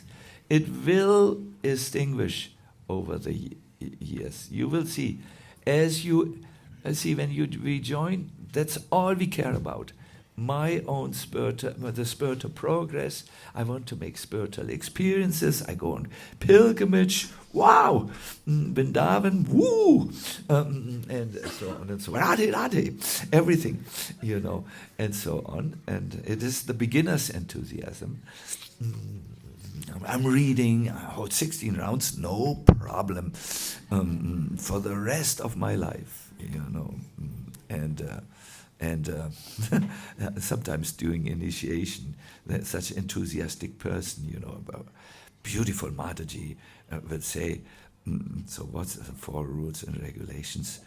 No sex life. And it's not no illegitimate or illicit sex life. No, I know what I'm saying. Never ever again.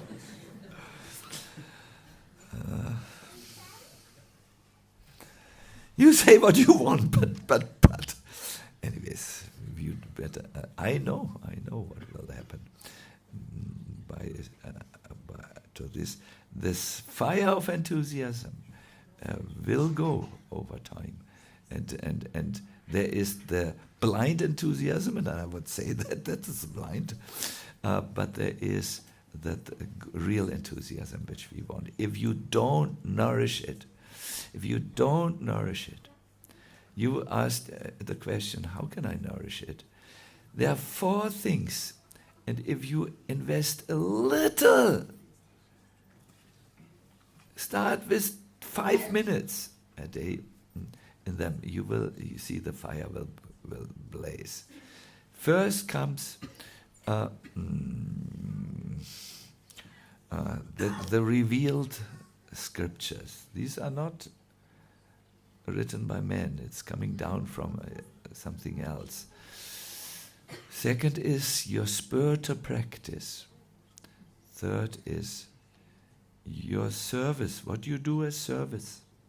And the fourth is Sangha association. I call them the 4S. Shastra, Sadhana, Seva. Why Seva? Because you are a servant by nature. And finally, Sangha. I wish you a wonderful year ahead, and maybe always meet in such enthusiastic atmosphere like this. I know the program will progress, but I want to end by telling you a joke. Shyamlal, you can laugh at the end.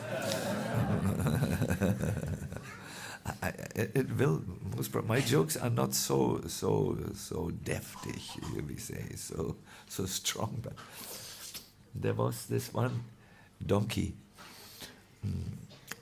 He lived at a farmer's place. He made a lot of donkey activity, and the time came that Jesus needed to go and visit Jerusalem. It would be the last time he would enter there, because he would later be captured by the Romans in Jerusalem. So they needed someone to carry Jesus, and they picked this donkey, and they brought him from the farm, and they brought him into the gates before Jerusalem, and then Jesus was waiting there, and he got on top of the donkey and entered the town. This was a very, very spannungsgeladen, a tense moment. Those who were seeing him as the liberator from the oppressive Roman rule, as their savior, more like a rebel, they were greeting him. There were flowers. There was many people had come together who saw them as their leader, and they were waving him with palm leaves. It was a beautiful scene, I can imagine. There was singing, there was joy, there was, all these wonderful customs which they kept were done, and they were shouting Jai, the equivalent of Jai. I don't know what it is in Hebrew, but Jai, and so the exclamation, glory, glory, glory. So the donkey who had just come from the farm thought, wow, they're worshipping me. Jesus was thinking, I'm just a servant. Really, no one should get so excited about me. But the donkey was thinking, oh, his ears were, I think, like this, but then they came up, and his tail came up, if that is possible. He really, and he began to melodiously acknowledge and greet his people. Yeah, he was very, very inspired. And I pray that that while you worship me, you do this all, and pray all this respect and so on, that I will always remain where I should remain, a servant. And I pray that the donkey mentality, which is certainly there in a conditioned soul, we all crave for admiration as souls, as conditioned souls. I pray that I will always remain in my place and not be like this, be person. Okay, Shyamlal is not laughing. Maybe you shouldn't laugh at this stage. So my point is, I thank you very much for your kindness. I thank you for your affection towards me. Who cannot be affected when he sees children waving flags and entering the room, and there is the forest of Vrindavan, and there are great people on the video and all this who could not be affected and grateful. I'm very grateful, but please know I'm your servant. I consider myself, if I can help you in your progressive journey, if I can help you to fan your own spark, by sometimes saying encouraging words and sometimes saying there's room for improvement, then I consider this life of mine, or this what I do in this function, as successful. I genuinely become very happy when I see that you are progressing in your spiritual life. That is the greatest gift you can ever give to me. Thank you very much, and I want to end now here.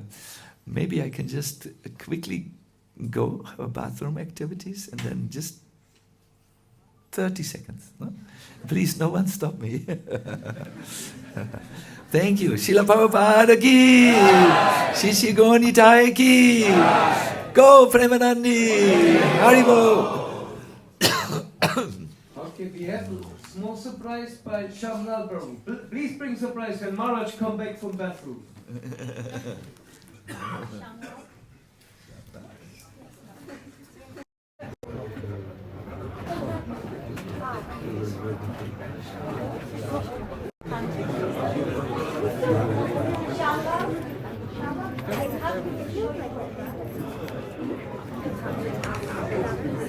We are coming that way, Mataji. Where are you coming? From this side. From this side. Outside? Okay. It's going well, huh? Yeah. This is improvement after 20 years. It's a historical moment.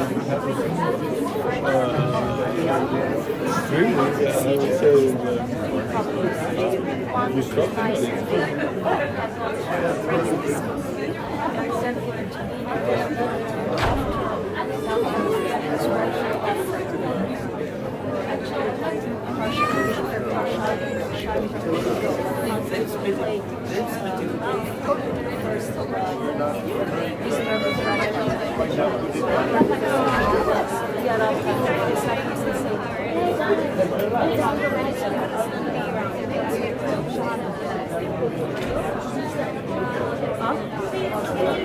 Whatever you do. And then when Hari Prasad, can you please be close by the microphone, and when it's your turn, the microphone should be here, or you have to be there because we have a video. The microphone can be here. Okay. Okay. I just look for Murari. I mean, there is less space. We usually put it also here. Yeah. So, but the thing is, you're anyway here. You also maybe you sit close here. I would say to Murari also here.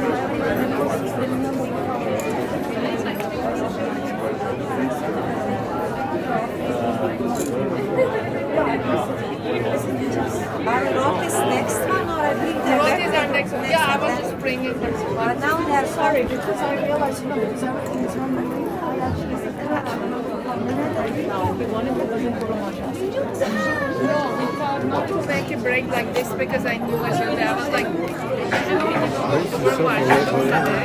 and then by the time a donkey.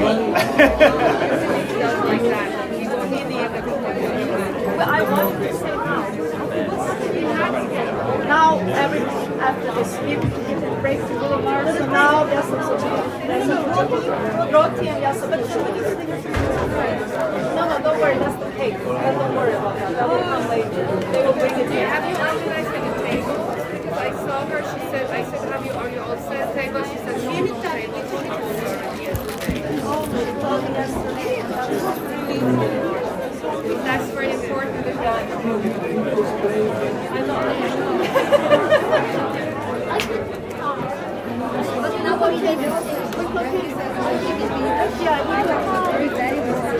I know.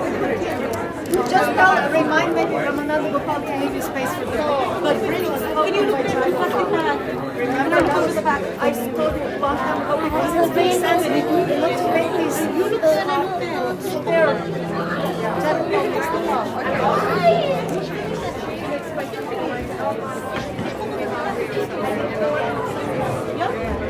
Okay, dann muss ich sagen,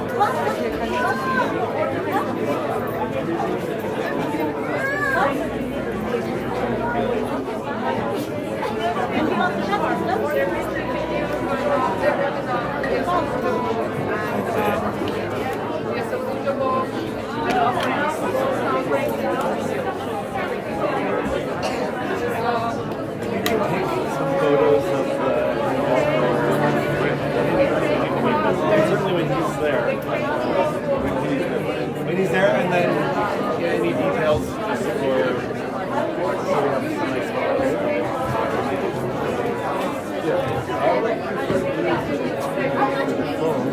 Because if it's not like a bokeh effect,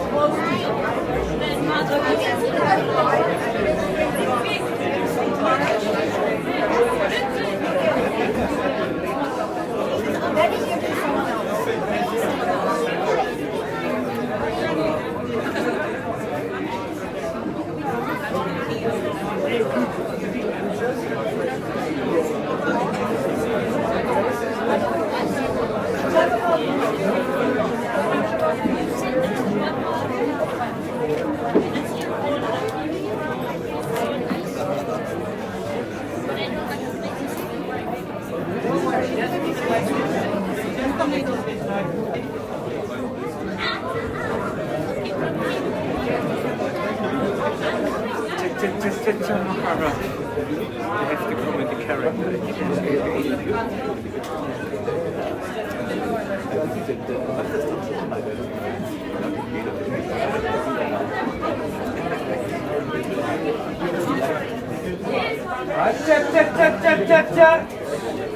Maharaj, you back in my home.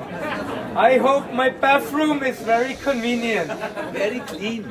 Everything. I must say, this house is designed and architected by my dear Bandhu Krishna Murari. He also designed my bathroom. Sound good. Where's my Krishna Murari? Coming by. Ah, he's building house again.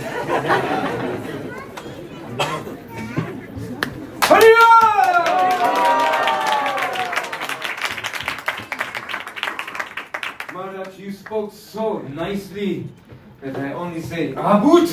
Abud! Abud! Abud! Huh. So now we are, my heart definitely is crying. A lot of tears coming out of my eyes. You spoke so nicely about Krishna. And I'm begging you, please. You coming from Germany, and please help me bridge Basi also. Don't become caught up in Vrindavan politics about land and something. Please keep the fire in my heart always burning. Please give me blessing that I don't become political, institutional person. Now, Manduji, what do we do now? Well, as you said, as Krishna appears in the Srimad Bhagavatam, he also appears when his devotees are glorified. Let's glorify him, huh? Does my wife? What are you doing? Swamiji must be hungry after talking. We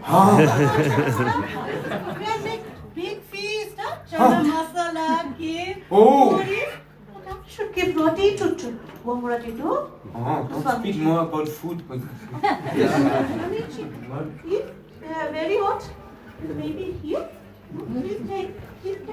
Is this from the special altar? Oh, Swamiji Krishna. Krishna Murari Goswami from Nandagram was bringing this atta especially only from Rajasthan just to make these rotis for your Janmatsa.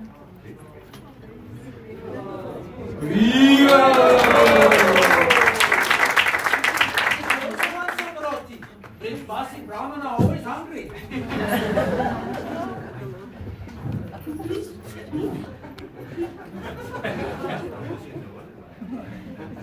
Don't worry if when something fall down, doesn't get dirty because this is bridge clay from Bridge Basi. From Vrindavan.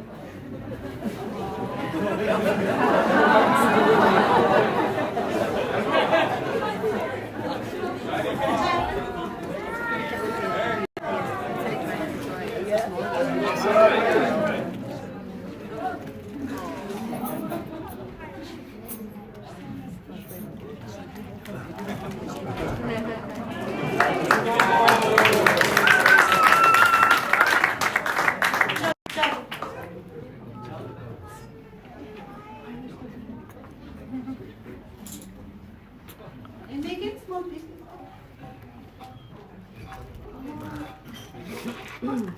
This would take from Swamiji. No shy. My wife Gopikita, very good cook. Very good cook.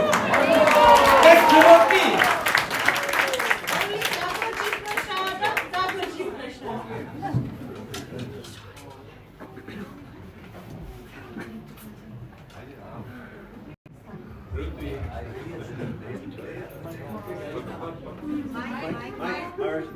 Yes, they're from Vrindavan.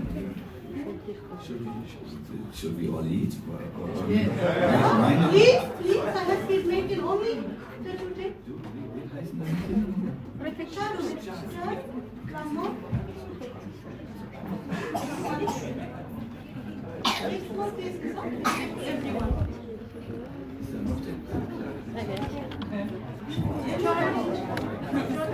Charu, come to the back.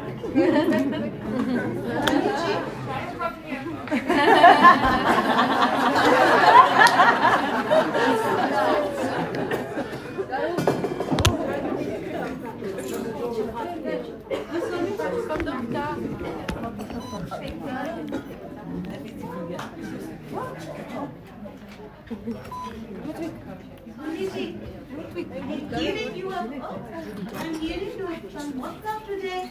Birthday? On birthday, we like to give nice presents. Swamiji, we will find nice treasure for you. Swamiji, you eat, maybe you speak Thakurji. Anyway, we've been waiting to talk to you. One moment. We are not leaving you.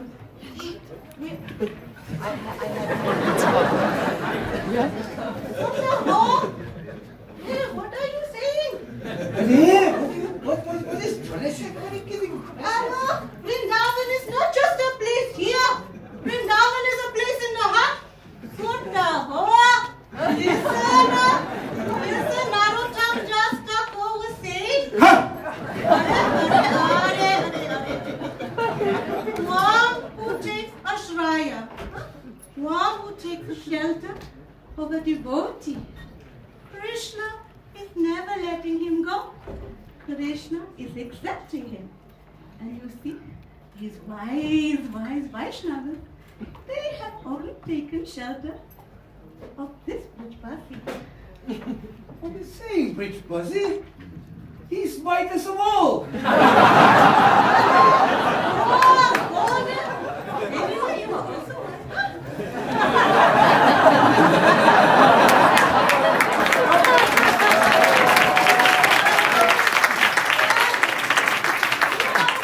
making fun of me. You can see, like I can see, Thakurji is dancing in his hatha. So, Bridge Basi.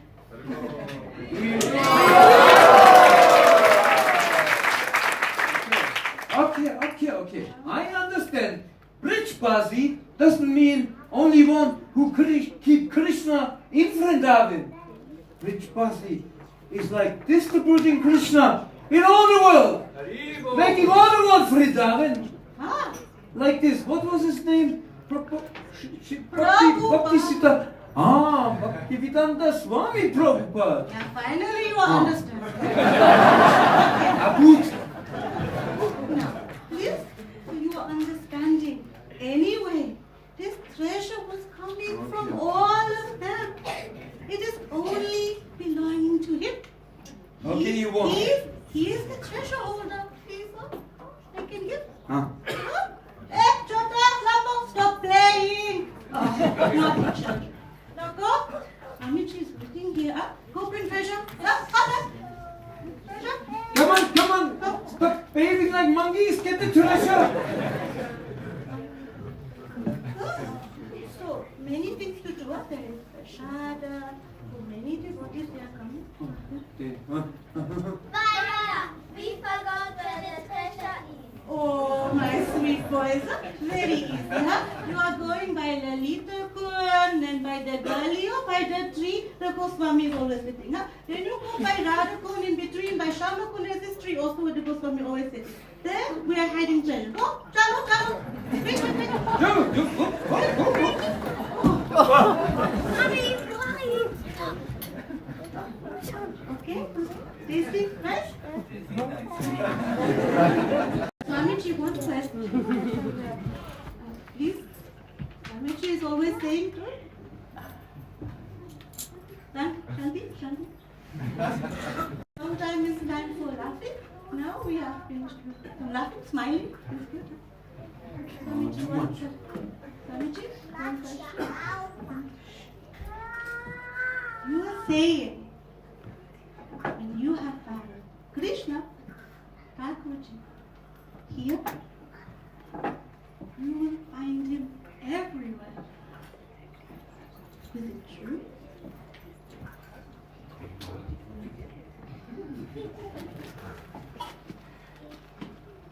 When we are finding Krishna in the heart, we will see him everywhere. Yes, because our eyes have been opened. Here, our eyes have been opened. Now we look with open eyes everywhere. We see Krishna's everywhere. In all beings, in our hearts, and everywhere. But first the eyes must be open. And that happens when we see the Lord in our heart. Swamiji? Please, Swamiji? Yeah? Lord. One more question. Then, is it also true about Vrindavan? When you are seeing the true Vrindavan in the heart, you will also see Vrindavan everywhere?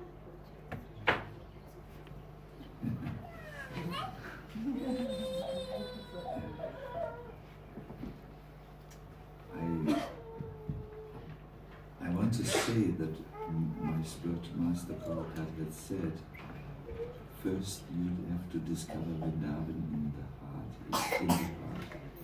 And yes, we see great devotees who have discovered Vrindavan.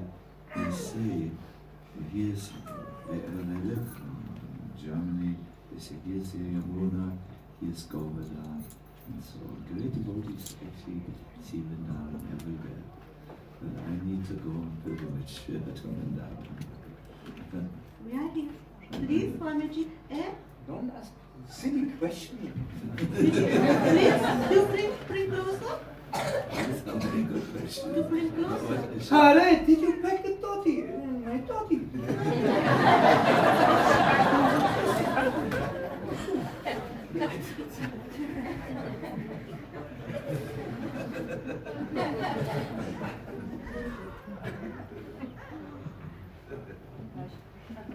Very good, Odi.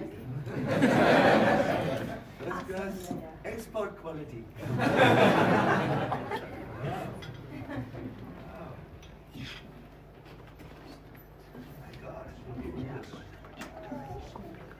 A real treasure chest.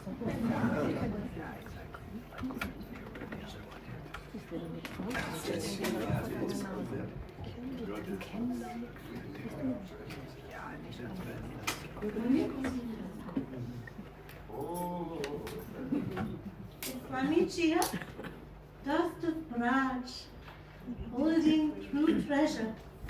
Sometimes one must dig for treasure.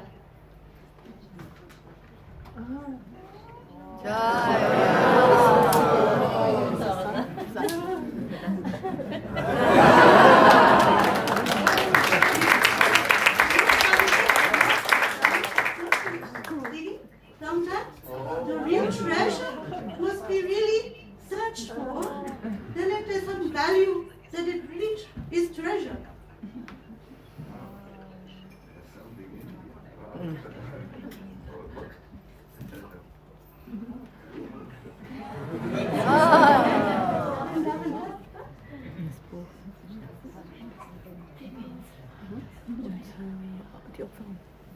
I make it for you.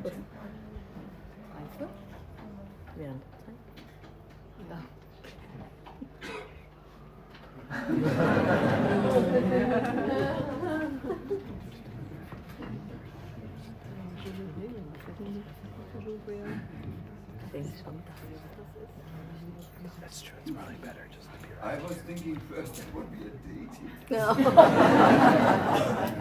Often they are there. I understand. I know what it is. Yeah, you're right. I'll just set it up here.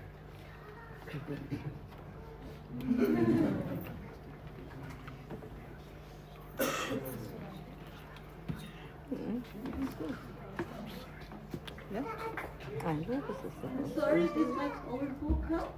Maybe expecting new book. Sometimes treasure must have traveled, and bhakti is beyond time and space.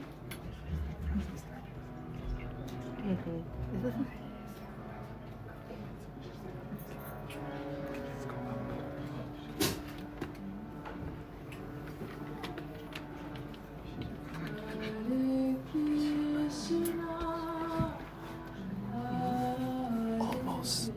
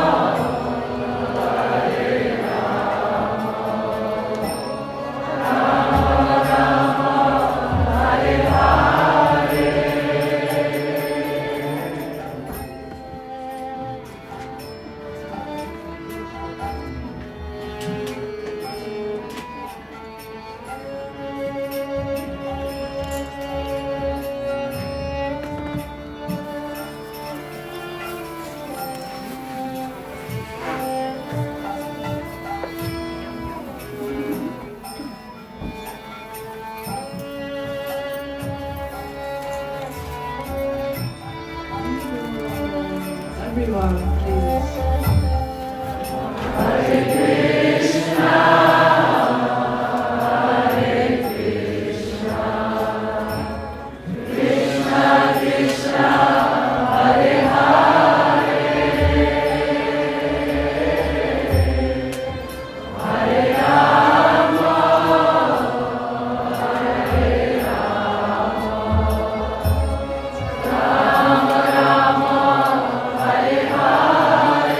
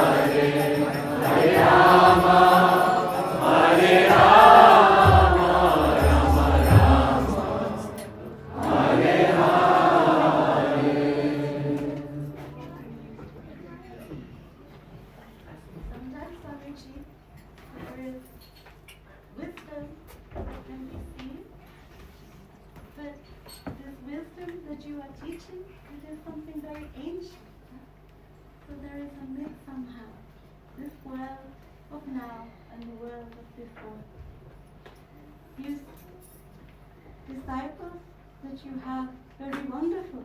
They are somehow many thinking they are in the material world. And Swamiji, maybe the material world is like being in the dark. And in the darkness, you are just hearing. But at one time, the Guru is coming, taking the hand. And in the other hand, holding a lamp or torch. This is the flame that is bringing them back to Vrindavan Dham. This is what they are saying.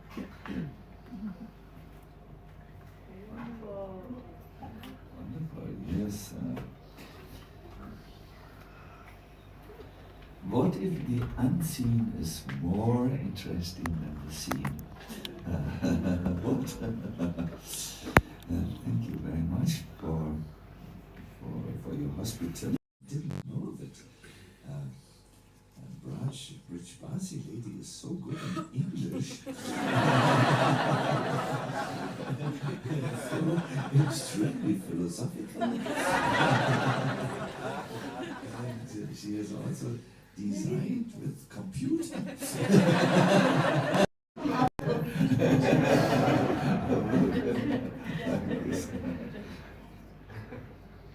If I may come out of the role for a moment of being a guest here, you can see I'm terrible at acting. I'm not good in this, but I was looking at this. I mean, it is so different than boring. You know, it's so absolutely impressive. See, there are these pictures. And as you see them, some very good inspirations of spirituality come out. As I did not know that graphic design can be more powerful than painting a brush. And here I just saw Krishna you know, steering a boat over the Yamuna. You know, I mean, I really encourage you. This is really, there are photos which you don't you did not know that a photo camera can take such photos. It's really very, very inspiring, very philosophical, I see at times, very humorous at other times. You know, when you live spiritual life, you should not cut away your arm and your leg. In other words, you should not lose your humanity, your imagination, your skills, but engage it in Krishna's service. Sometimes in a creative way, in an explorative way. So please, I can only say this is not a normal Vyasa-Puja book, but it is a book which is really, really a piece of art. It's, I don't know, is it available for others or is it just for you? Yes, after the program, half an hour later, it will be available in front of the temple room. Yes. Thank you so much. It's an old book with a new concept and many, many, many. The expression of devotion is always old, not as old as this world and older. But it is all brought very nicely in a graphic form, in a design form into this book. Thank you so much. Swamiji, I was finding a very nice paper. Oh, Damadapri, please come to us. Come to us. You cannot see, but she is also a photographer. She was taking many photos for this flowers, beautiful Brijpasi dog, many things. Many things. Please, we can. Hare Krishna. Danke. Oh.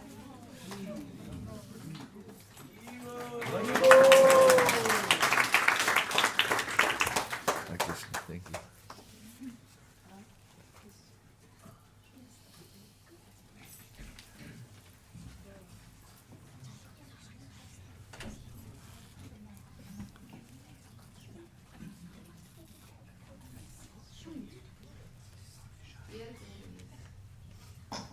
Please accept my humble obeisances. All glories to Srila Prabhupada and to your love for him. I remember one short encounter with you some years ago in the valley of Govardhan. You approached me, beaming with enthusiasm. I think it was during a break in the Govardhan retreat. You had your bead bag in your hand. And it was obvious you were heading for a secluded spot to sit and chant. Your words to me were few, but all the more memorable. You said, Damodar Priya, if you really want to meet me, then at the hill of Giriraj, with the chapa beads in your hand. Yes, the real meeting is in Naam only.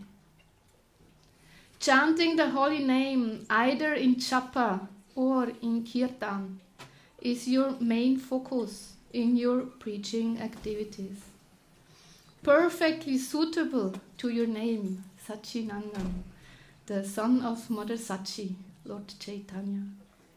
You are not only talking about how important it is to chant the holy name, especially in the right attitude.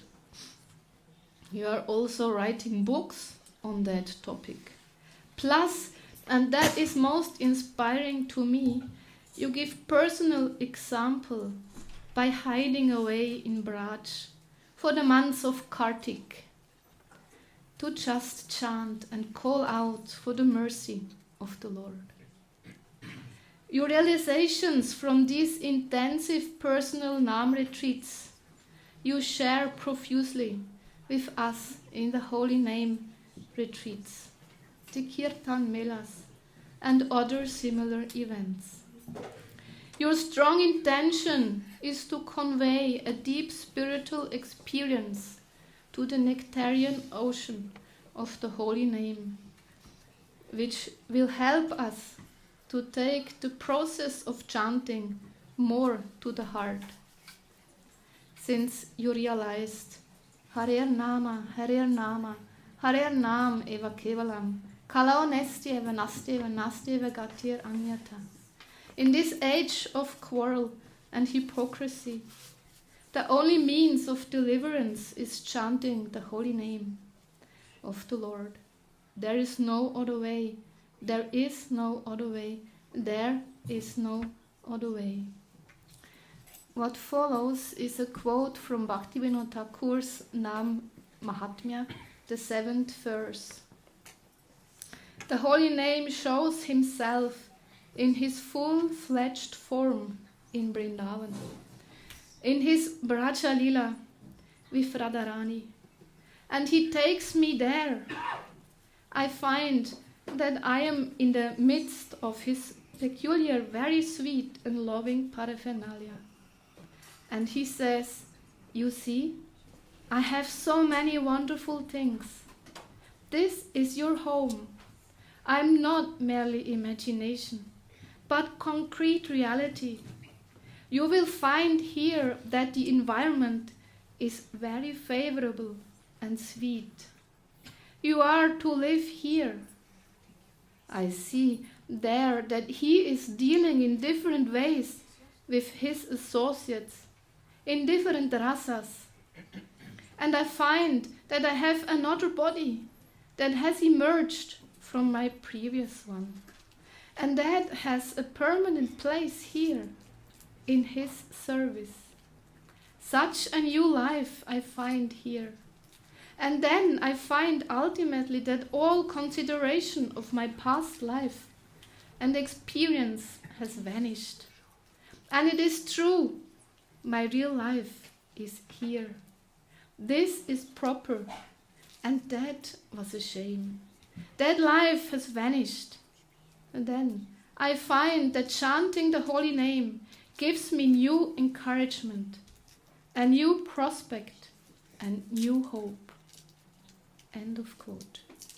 By the blessings of both the spiritual master and the holy name, our eternal identity in Goloka Vrindavan is revealed. You, dear Gurudev, mercifully show us how to reach there by practically walk that path. Thank you for this inspiration. Please allow me to follow you.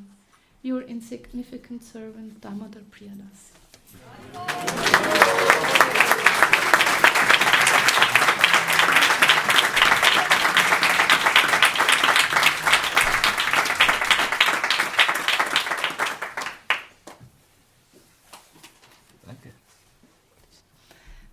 I was asked to also introduce the next speaker. I'm not going to reveal the name. It will remain a secret. Only so much. He is very, very scholarly, Vaishnava, very learned Vaishnava, and he is very dear to your heart, Gurudev, and I guess to all of us. Hare.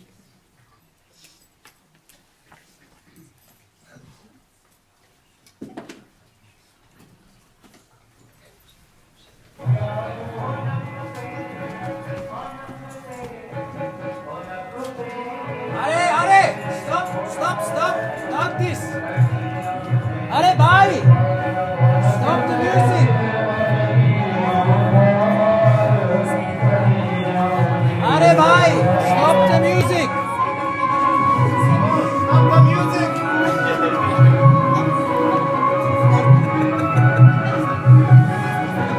bhai!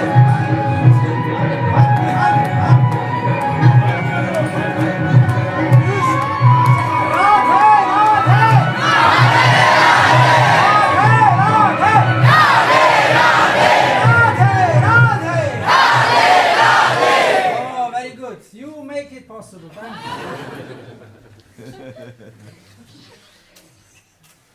Very loud.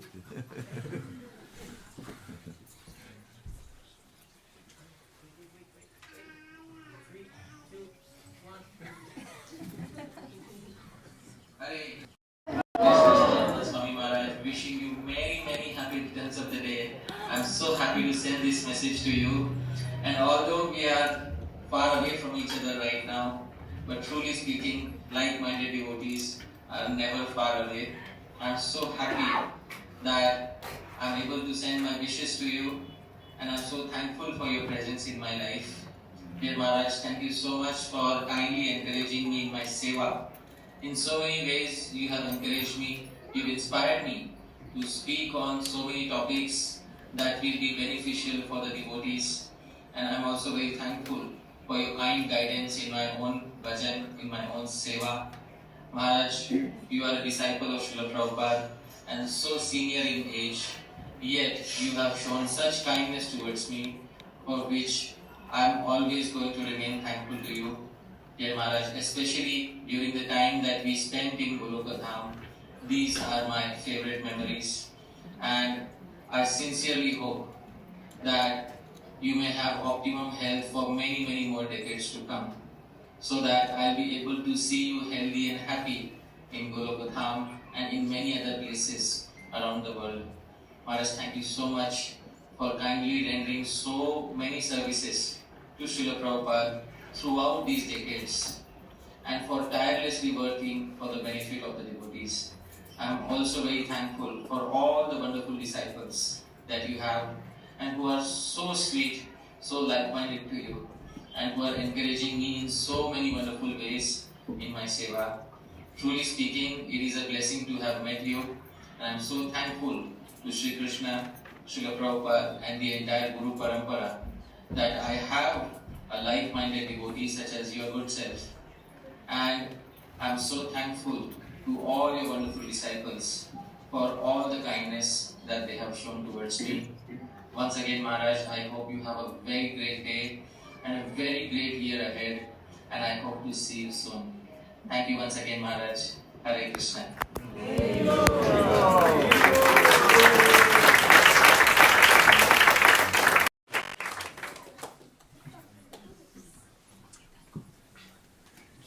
We Brijbasi Brahmanas, we also want to say something.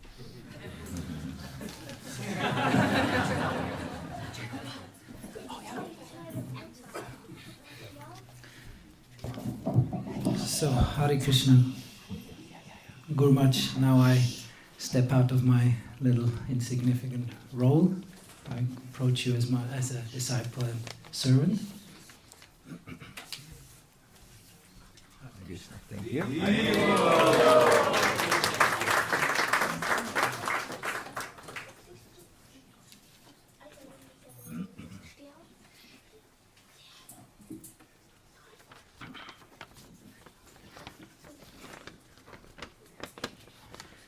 Hare Krishna, dear Guru Maharaj. Please accept my humble obeisance. All glories to you and Srila Prabhupada. Last year, I succeeded to have quite a spiritually enlivened and inspired Kartik month. I felt it was due to your everyday Kartik inspirations and your Kartik kathas, which gave me a lot of inspiration and spiritual strength. I felt being in Vrindavan with you and in my sadhana and small Kartik Vrata, and during the days, I felt Krishna's and Radharani's presence slightly shining through. At the same time, to my utmost embarrassment, I was also a bit jealous of you. I was thinking how nice Guru Maharaj can be in Braj. He can chant the whole day. He can be in Radharani's home and doesn't need to worry about material obligations. And I have to be here in worldly Switzerland, bound by my so-called duties and obligations of everyday madness. Ironically, I anyway couldn't be able to chant the whole day like you and have chosen these so-called duties and obligations. So one day during Kartik, I looked at my Gopal Shila, and that rather foolish and childish jealousy of you slipped into my mind. Immediately, I heard that very subtle but very clear voice in my heart. He is chanting for you. And with that message came more than just words. There was an impression built around it with a deep meaning. It was more than my understanding that you are very eager to absorb in the holy name of Radha Krishna, supported by Vrindavan Dham. It was more than my understanding that you wish to get inspired in order to give Krishna to us when you come back from the Dham. The impression I got with that voice was that you are compensating what I lack in my Krishna conscious practice, that you are chanting for all us disciples who are still lacking the steady connection and absorption in Krishna. It wasn't the notion that you are doing your work in spiritual life and we can lean back and do any nonsense. But I got the message that you are trying to top up and compensate what I'm lacking despite my best endeavor in my spiritual practice. But still I felt a bit uncomfortable with that thought. Then I pondered. In the Damodar Leela we know the two fingers, our endeavor and the divine mercy, of which you play a big role for us in receiving that mercy. Yasya prasadat bhagavat prasado, yasya prasadam nagati kutopi. We are endeavoring to please you, to get your mercy. Without you, we don't come closer to Krishna. Your mercy is how you are compensating for us disciples, while we do our best to please and serve you. Shri Guru Charana Padma Kevala Bhakati Satma.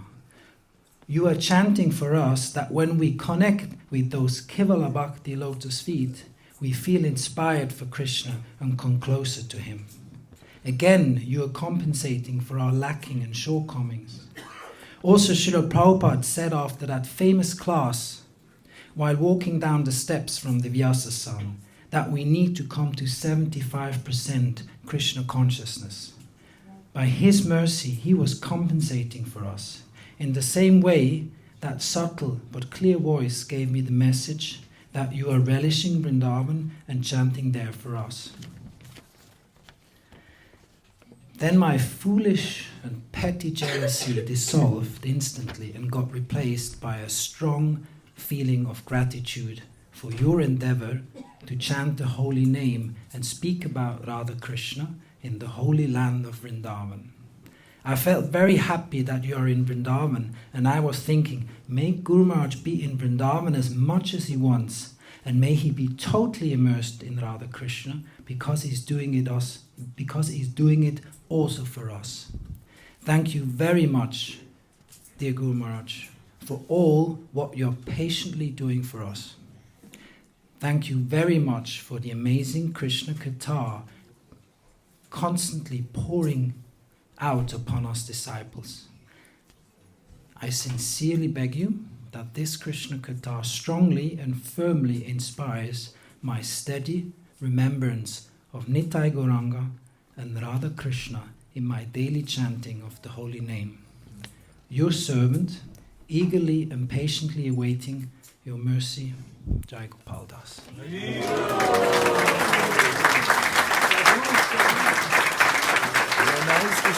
Sehr nice gesprochen.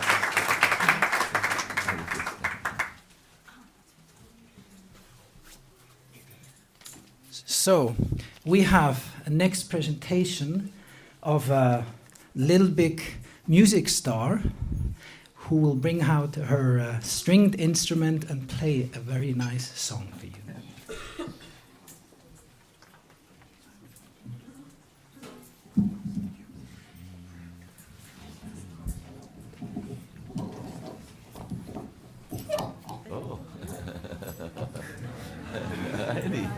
Sehr gut.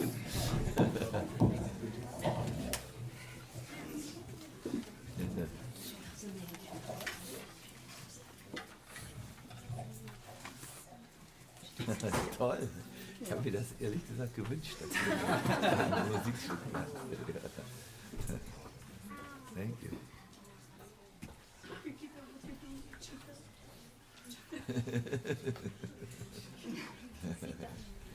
Hare Krishna.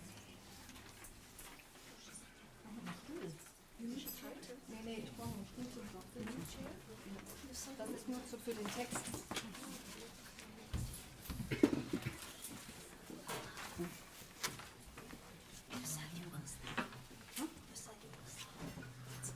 No, it's changed.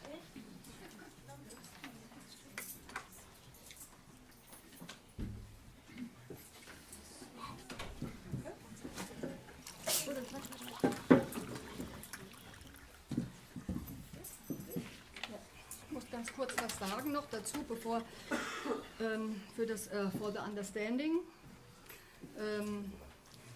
Many of us will know this song, especially the older generation. It's from Cat Stevens, Father and Son, and I used this song to make a song of master and disciple, like a conversation between master and disciple. So and also it's not so easy, maybe for you to hear when the master is speaking and the disciple. So I try to play the guitar like this when the master is speaking. Das ist wieder verstimmt. And when the disciple speaks, I make this.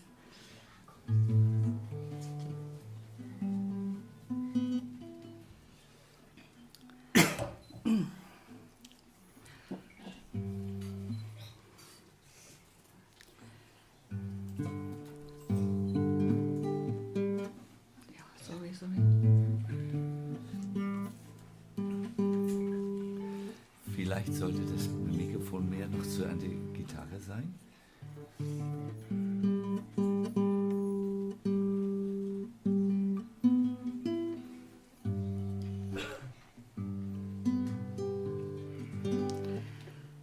Now it's time to make a change. Just sit down, take a deep breath, give your best. Try to hear with affection, Krishna is so near. You can choose to go more deep. You can choose to be connected. You are free to decide, and you're not alone. You know, you're not alone. I was once like you are now. I was very young and foolish. I gave my best, made mistakes, takes. I served the mission without rest. I was determined to come more deep. The holy name is not for cheap, but take your time. Read a lot and think of everything you've got, of everything you've got. How can I try to explain? When I chant, I feel no taste, and then I'm losing all my hope and ignore him.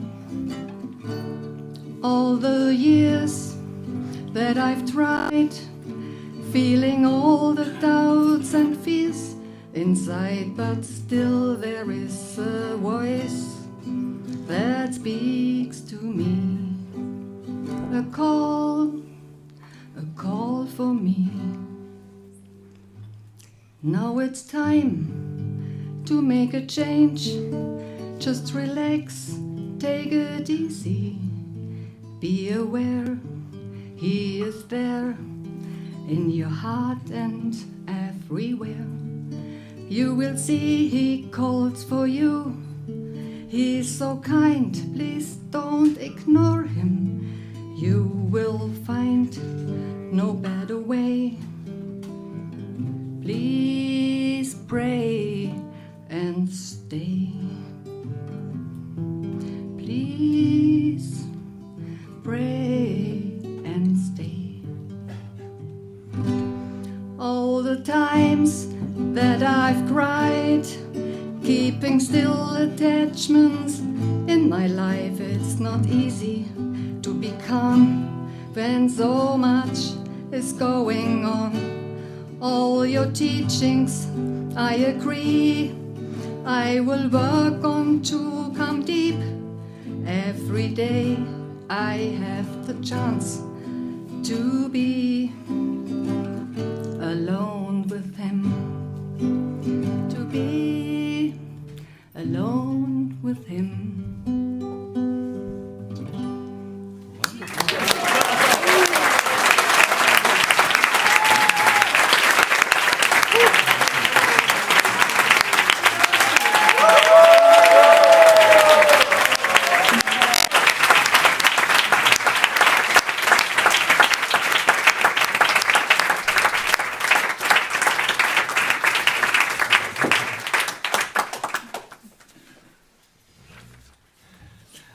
Very nice music or any art should touch the heart, and you did this very well. Thank you. I will start singing this.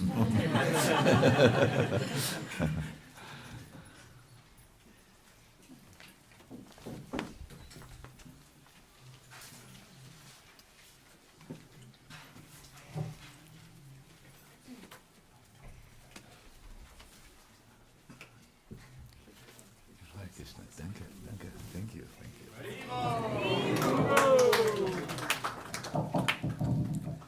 Na na na na na na na na. Another earworm. It's a hard act to follow. But, my dear Guru Maharaj, please accept my humble obeisances. All glories to you on this blessed day. All glories to Srila Prabhupada, your eternal and loving master. I actually started writing this from here, in Sri Vrindavan Dham. I didn't expect I would get a chance to actually speak it to you, so please bear with me. But knowing my case, in one sense, I feel just this declaration, I am in Vrindavan, is enough, as it is only by the profound mercy of Sri Guru for it to be possible. For this mercy, I am eternally grateful. As I remain here, endeavoring to be rooted in seva, as you encouraged, it is evident that more is required of me than merely visiting as a tourist.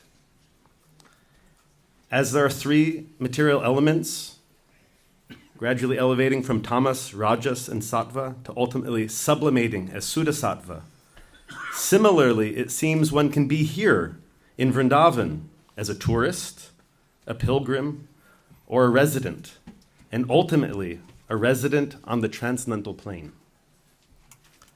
Confronted by the reality that I cannot consistently maintain the consciousness of even a pilgrim here, my heart started to churn. And I remembered that Narottam Das Thakur makes it very clear what is required. Vishaya chariya kabe Shuddha habe mana kabe hama hirabo Shri Vrindavan. When I become free from material desires, then only do I have a chance to enter the transcendental realm of Vrindavan. Free from material desires, but how? The previous verse helps me recognize a process that has already begun by your grace. Arakabe nitai chandra karuna hoibe samsara bhasanamo kabe tuchahabe. You, out of compassion, embodying and linking me to the mercy of Lord Nityananda, have kindly redirected my attention away from an endless and perilous endeavor to climb the tree of material desires, to try to reach its fruits, and to instead cut down that tree. I even got an axe here in Germany for that purpose. But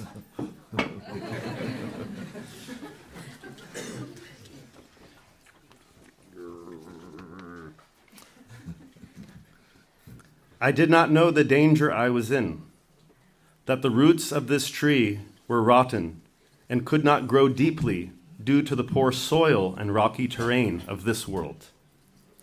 For this reason, despite my failure to cut down the tree by my own intelligence, it fell on its own due to its fundamentally compromised nature and perhaps pushed by Krishna Balaram. Lamenting that its fruits, too, now just rot on the ground, you guided me to instead gather the seeds, now exposed, and to shape the tree trunk and limbs of that fallen tree into a solid boat equipped now with 2 oars, affection and attention, so that I may traverse the ocean of material existence and reach the fertile lands of Sri Sri Radha Krishna's places of eternal enjoyment. Rupa Raghunatha Pade Hoibe Akuti Kabe Hama Bhuja Bose Jugala Priti. It is only when I am eager to hear the words of Rupa Raghunath that the desire may awaken in my heart to serve the residents of this land, to facilitate the loving exchanges between Radha and Krishna. O Master, just as Rupa Raghunath distilled and codified the teachers of Sri Sacinandana Mahaprabhu, you guide us back to the essential purpose of Srila Prabhupada's mission: to develop our natural love for Krishna by chanting his names with affection and attention, and having tasted this nectar, to share it with the world. You do this by your own practical example, and by spending your time and energy creating and facilitating systematic and practical experiences for the benefit of both new and experienced devotees. As a beneficiary of your efforts, both in your presence now, actually, and in my attempt to make my own effort to hold close your instructions and example, I am beginning to observe that my boat is tossed less by the waves in this ocean of misery as I approach the nectarine ocean of devotional service. I am gaining faith in the process as I observe the effect in my own life and in those of my god brothers and sisters whom I have been so fortunate to associate with in recent months. Gauranga balite habe pulakaya shari Hari Hari bodhite nayane bhaveni. I also wonder when tears will flow from my eyes, when my voice chokes up, and my body shivers when I chant the Lord's holy names. But you have instilled in me faith that this process works and will eventually fulfill my longing, that I reach the friendly shore because that is where Krishna and his devotee wants me to be. Praying that I utilize all that you give me and to be attentive to your ongoing guidance within the heart. If I can somehow serve and please you, then my success is assured.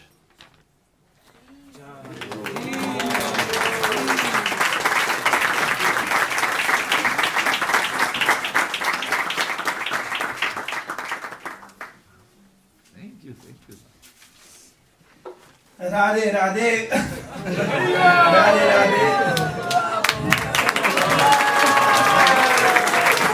Radhe Radhe, Swami Maharaj. Pranam, pranam.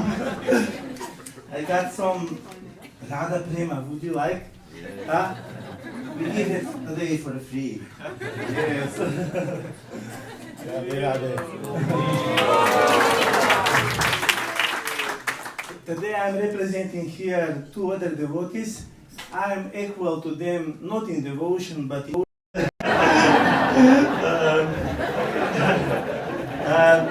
first devotee, Achyuta Priya, he's pointing to me about great transcendental jewels which you have to given to us for the last 30 years, and for which I was not aware. And then she collected these jewels. And these jewels are given from you to us, like all Vrijavasi saints in the past. They are very secret. A few days ago on a lecture, you started speaking about these jewels. I thought, oh, maybe he has some mystic powers, he knows what I have to tell. But then you shifted the subject. So, then here was Badasetu Prabhu, who, like these diamond crafters, he gave the shape to these jewels. And then I'm here, I'm supposed to give the jewels as a present to you, but I don't have the jewels. I don't have the present, sorry. I think, but I'm Vrijavasi Jadu. I know some magic.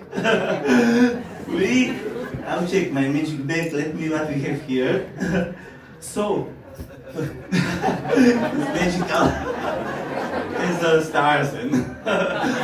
So these jewels to manifest will need some help from everybody. Maybe say, raise your hands and say, Radhe! Radhe! So let me see. It's not working, sorry. Maybe try with Krishna. Please everybody say, Krishna! Krishna! Sorry, it's not working. Actually, I must admit, Maher, these are your jewels, and you have to say your magic word to manifest them, and then check, because maybe they will manifest. You know any magic word? Nitai! Nitai! Louder! Nitai! Okay, try. No, it's the same.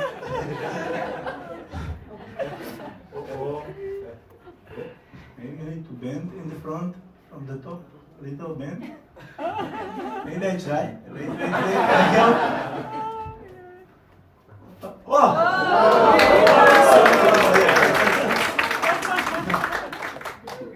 Please open.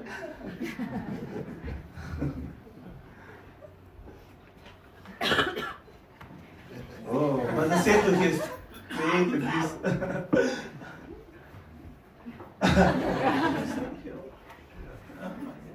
So really, it's jewel. We need some help. Any scissors? Let me try with this. Oh, Krishna.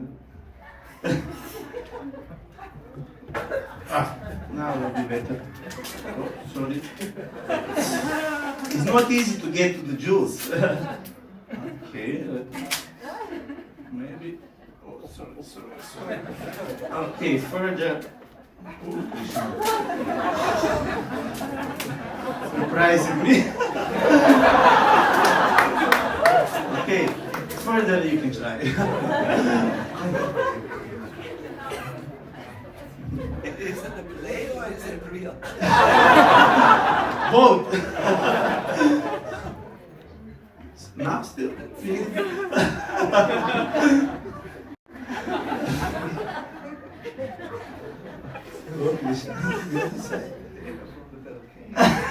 From Serbia. Oh, Krishna. Wait, here is the end. Oh, yes. Now it's good.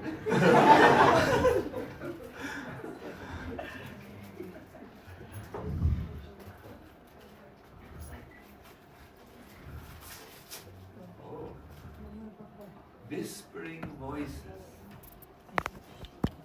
Vyasa-Puja. Wow.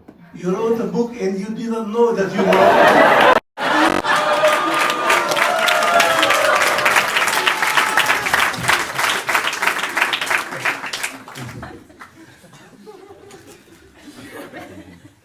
Have you stolen my glasses?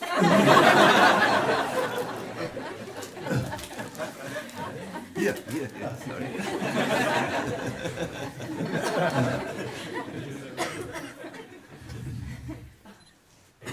How to express deep spiritual realizations?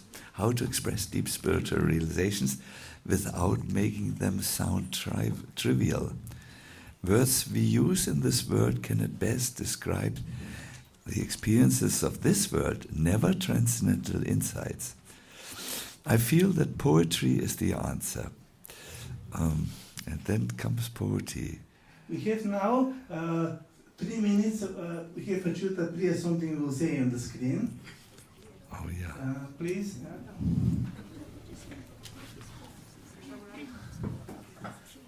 Whispering voices.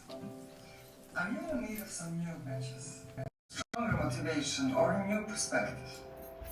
Then go fearlessly to the place of 1,000 voices and hear some straight advice. Listen attentively. As the voices rise from 1,000 graves, they have special power. You, who are the soul that will not die, know life is a trembling bow that hurls the soul arrow forward. Don't break it or waste it like some of us did, but take aim wisely. Beware, there is nothing that hurts the soul more than keeping it away from what is essential. Is there a greater violence than keeping the fish away from the ocean?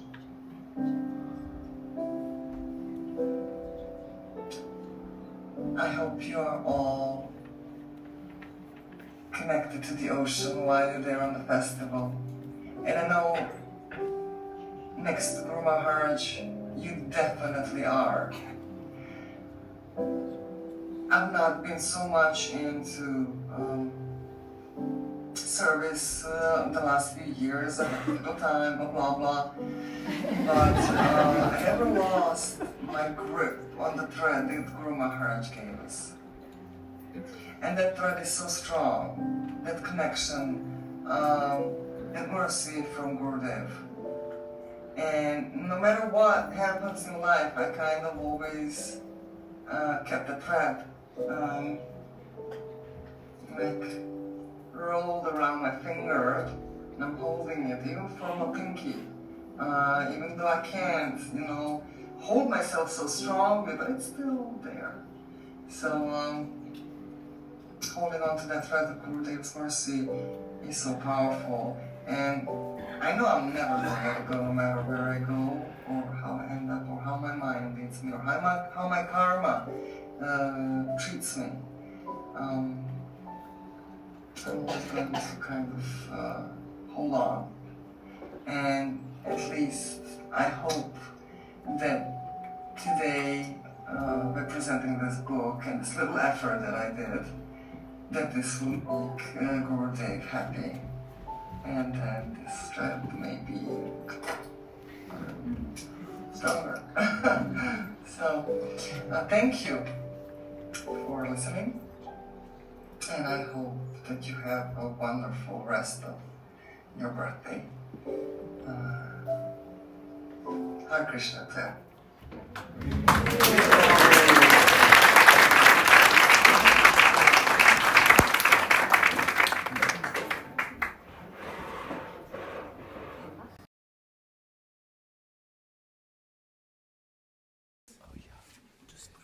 And then, yes, in the evening, yes. And you will do magic? Yes. Magic is coming soon. Thank you, Achyuta Priya. Very nice.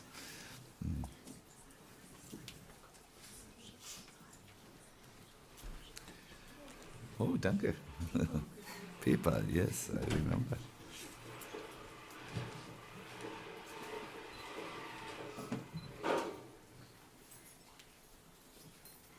Thank you.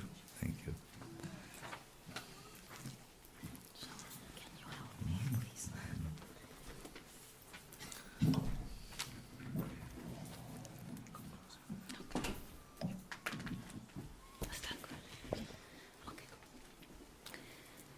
My dear Guru Maharaj, please accept my heartfelt obeisances at your feet.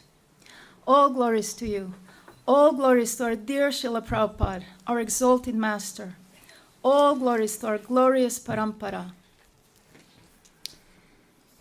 We are sitting in the lap of Giriraj Baba on a late autumn morning. Giriraj is to our left, close to our hearts, where he rightfully belongs, and you are sitting before us. You are visibly doing what we suspect you always do. Turn towards Giriraj, you are calling for your beloved lords. The picture of Lord Chaitanya, tears in his eyes, is right before you, where you carefully placed it.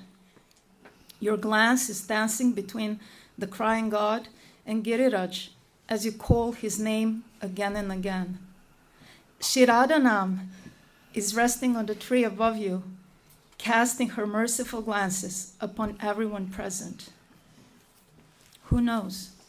Maybe two divine personalities are exchanging the loving glances right before us with no holding back, and we sit in our oblivion, not being able to serve them. In the West, we close our eyes during Kirtan, attempting to reach Sri Vrindavan in our hearts. And here, closing the eyes seems like an offense of the highest order. Everything we see and sense brings the sweet memories of our beloved lords and their home, the effulgent Sri Vrindavan. The trees of Braj are innocently standing around us, as if they are not these glorious beings who witness the loving exchanges between the divine youthful couple, bending down to offer their fruits and flowers in service. The quote from Vrindavan Mahimamrita. Now, the trees in the forest of Vrindavan are very affectionate, sublime, attractive, overflowing with transcendental bliss, intelligent, endowed with cool shade, decorated with attractive flowers, and filled with fragrant sweet fruits, leaves, and twigs. They are glistening with ecstatic love for Krishna. The clouds above us bring your words to our mind. This is the quote from your book, The Spiritual Tonic. The clouds have come from outside of Vrindavan, from the ocean. They're foreigners. They're pilgrims from different countries. But because in Vrindavan they have obtained the touch, the darshan of Lord Krishna, they have also become special. They want to stay in Vrindavan. They have become attached to Lord Krishna. End of quote. When will we become special? When will we be touched by the Lord's mercy, desiring to reside in Sri Vrindavan always? Even Suryadev himself decides to join us on this hazy morning, not wanting to miss the opportunity to offer his rays before the one who is the source of all light and brilliance and whose home shines supremely. The quote from Sri Vrindavan Mahimamrita. The divine self-manifested abode of Vrindavan defeats the effulgence of millions of suns, moons, fires, and lightning bolts. End of quote. A gentle breeze caresses our faces, reminding us that the slightest scent of the fragrant breeze coming from Yamuna's shores has the potency to break the cycle of repeated birth and death. Quote again. Isn't a person's life useless if he has not seen Kalindi flowing through Vrindavan, where Shri Radha and Murlidhar enjoy various transcendental pastimes accompanied by the gopis? In her waters, there are various flowers, such as white water lilies and golden lotuses, which is surrounded by the humming bees. End of quote. The enchanting smell of Vrindavan roses is spreading around us as we call upon Shishi Radha Shyam Sundar, desiring to offer the sweet aroma at the lotus feet, which lend fragrance to the entire creation. Could we become those fortunate persons who smell the aroma of the divine feet, carried by the air of Vedic sound through the holes of the ears, desiring those feet to always reside in our hearts? That was from Bhagavatam 3.9.5. The gentle Braj Raj is kindly offering us her shelter by providing a soft cushion for us all. Each and every particle of the sacred dust is carrying the touch of the lotus feet of our divine masters. The quote from Shri Vrindavan Mahimamrita again. The transcendental glories of a single particle of Braj dust minimizes the glories of innumerable Suravi cows, desire trees, and touchstones. End of quote. How fortunate we are to find ourselves sitting in her hands while the parrots fly above us, announcing the glories of the fair and dark complexioned divine couple. Placing the loving dust upon our heads and our hearts, we worship her by calling out loudly for her beloved masters. We are calling their names again and again in service, attempting to relish their sweetness, seeking to understand what it means to taste through the ears. Quote, all glories to the forest of Vrindavan, which constantly manifests the essence of sweetness, which is like an island born out of the topmost, supremely relishable ocean of transcendental mellows, and which is the kingdom of eternal bliss that is realized only through one's heart. End of quote. It feels as if there is a current of divine love running through Braj towards the supremely attractive Queen of Vrindavan. If we could only enter the gushing stream by calling her name and the name of her beloved, hoping to be carried, to be swept away by the sweet mercy into the waters of love and attachment for the kingdom of love and its masters. The quote, the meeting of the most insignificant with the most important is impossible. Vrindavan is the transcendental abode of the Lord, whereas I am the most fallen soul. Therefore, how will my desire to reside in Vrindavan be fulfilled? I have no other alternative. My only solace is the holy name of Shri Radha. May the auspicious name of Shri Radha become the source of my inspiration. End of quote. At one moment, I catch myself thinking that I have deserved to be here. What a fool. Giraj mercifully reveals my arrogance and blesses me with the understanding of my actual position. I am allowed to sit here amongst these exalted souls, calling the holy names in the living dust of Braj by your kind mercy only. It is that kind of mercy one did nothing to deserve, the one that falls like rain, pours down on everyone. It is you who has brought me here. It is you who gave me a new heart and a new mind, new desires and thoughts. It is you who guides me continuously out of my small me and mind pond, limited by selfish concerns and petty interests. It is you by whose kind mercy I am connected to our Srila Prabhupada, to our Acharyas, to the divinely blissful Shri Vrindavan, and the two divine personalities, the golden and the dark complexioned one. My dear Guru Maharaj, please take my hand and guide me on, your guidance and instructions being my North Star. Please teach me how to become that pilgrim who dreams in each moment of returning home, who is reminded at every step and in every breath by everything she meets of the one place one belongs to. Shri Vrindavan is my mother, and Giraj Baba is my father. No child can ever live happily without the love and protection of its parents. Please, please bless me kindly to always stay in their shelter, serving them with love continuously.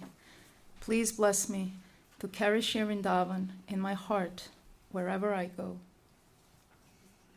My dear Guru Maharaj, please bless me to move through this world as a pilgrim who in each instant and each interaction searches for one's beloved divine masters, a pilgrim who is fully aware that behind everything lies the kind arrangement of one's beloved lords, which is meant only to bring one closer to their supremely attractive lotus feet. A pilgrim who yearns and endeavors wholeheartedly to serve these feet in each breath and desire. On my own, I have no hope. With you, I have no fear. I'm your servant. There is no other place in this world where I feel at home. Please, my dear Guru Maharaj, please allow me to serve you again and again in many different ways and flavors. Please help me to build the bridge to the supremely sweet abode of Shri Vrindavan, where our lords reside. Please keep me close. Please bring me closer to their divine feet. I depend on your mercy. With so much love and so much gratitude for all that you are and all that you do, you who might appear distant in the world of innumerable responsibilities and engagements, but who is actually serving us, your disciples, with each word and each act of devotion. We think we are your servants, and yet you are the one serving us all along by providing a constant, incessant, outpouring shower of a life-infusing, Krishna-filled inspiration and true affection for our highest well-being. Thank you again and again and yet again. I know, so many lofty words. And where is the heart? I pray at your feet that Shrimati Radharani and her beloved Shyam Sundar appear in the dark chambers of this poor heart. Happy birthday, Guru Maharaj. Thank you. Thank you.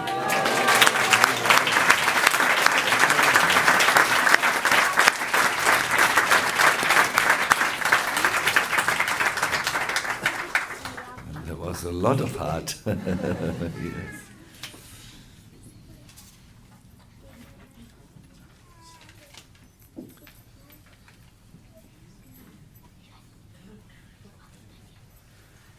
Oh, bye.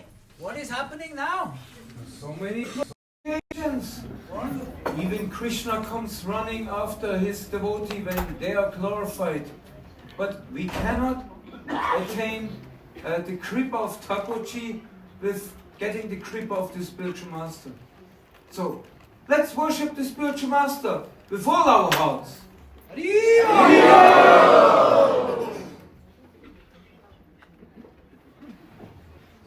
Our next program will be Guru Puja to our dear Guru Maharaj.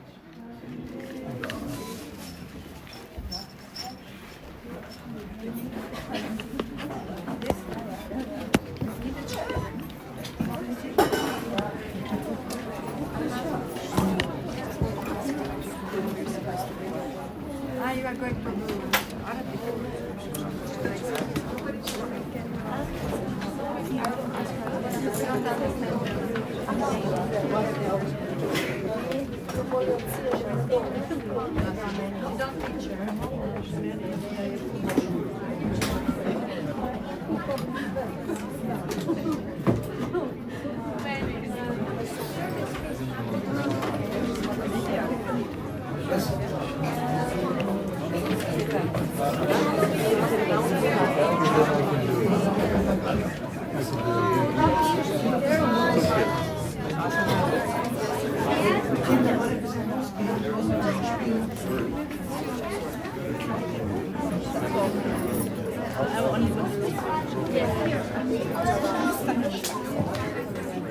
I only want to see his heels. Oh,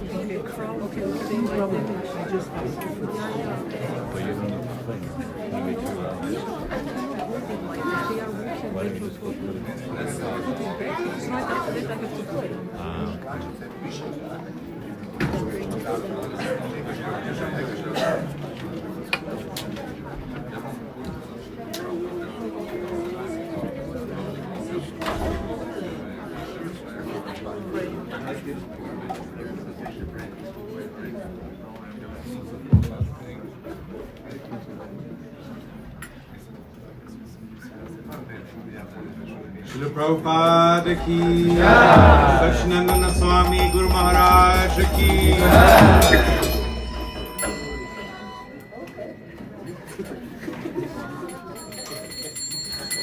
Shri Guru Charana Padma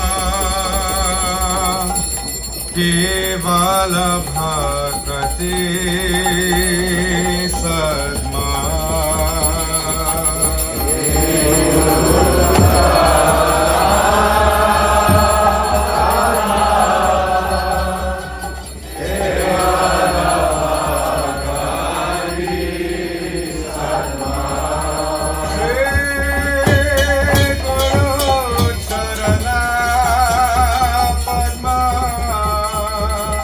Kevala Bhakate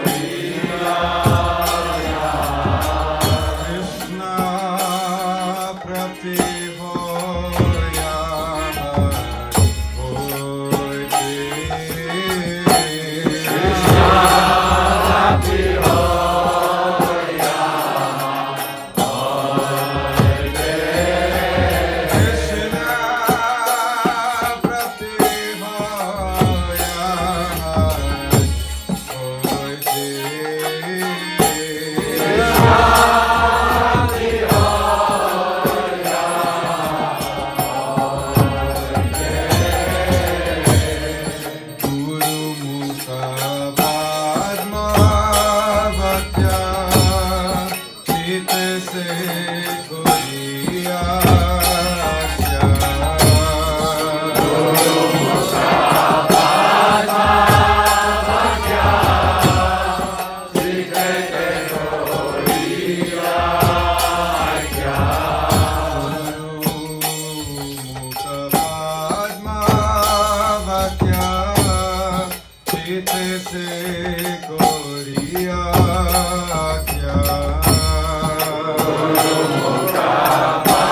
Bye.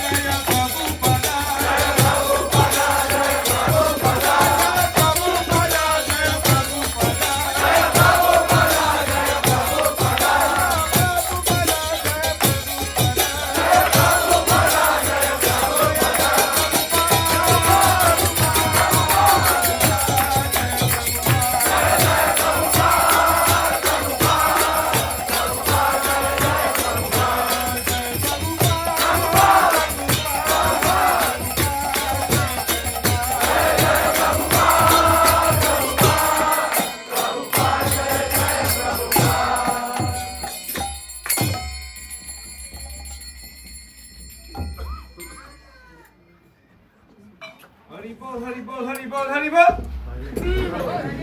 Radhe, Radhe. Oh, Hare Krishna Maharaj. Now, Holy! Holy! Holy! Ah. Not yet.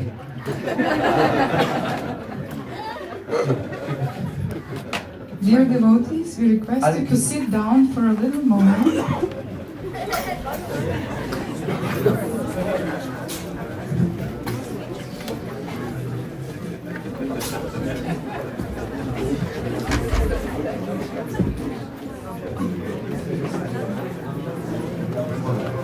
Let us all sit down.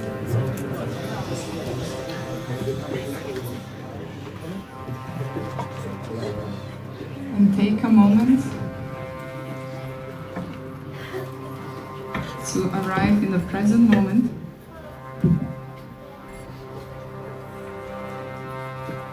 As the day unfolds in earthly Vrindavan,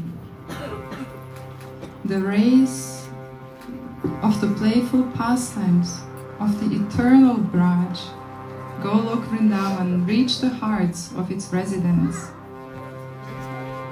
Let us listen attentively. What is going on at this moment?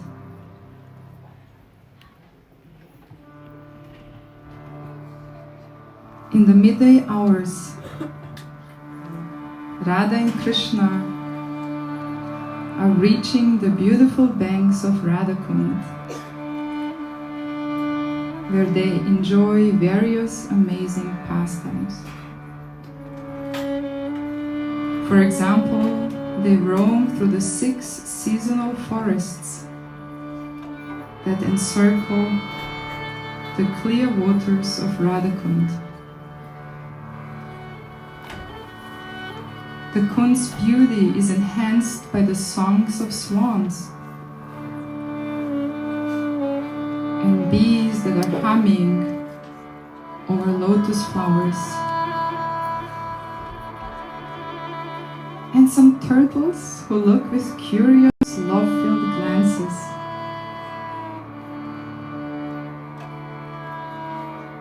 Vrinda Devi happily tells, O King and Queen of Braj, behold the beautiful spring forest. Do you see the cuckoos who are singing and eating the mango pits to sweeten their voices? And look, these bakul trees are entwined by fresh jasmine vines. Cupid's flower arrows are made from the trees and vines of this forest. This is indeed an ideal place for your Vasant Kale, the holy pastime. In the excitement of youth, Krishna decorates one of his ears with a mango bud. He tightens his cloths and binds the sachets of flower pollen on his waist belts. And Radharani and the Sakis, they eagerly arrange many pots filled with kumkum, saffron, sandalwood and musk. And they take numerous jeweled pitchkaris or syringes, for they wish to squirt these pleasing substances. There are flower bows and arrows and bombs made of fragrant pollen, powdered camphor, and other ingredients. They're so delicate that they break just by breathing on it. And when thrown, those flower bombs burst in mid-air to cover one's opponent from the sky. A wild, wild battle starts, accompanied by melodious songs, raga and raginis, and loud instruments, dancing, jokes and restless sidelong glances.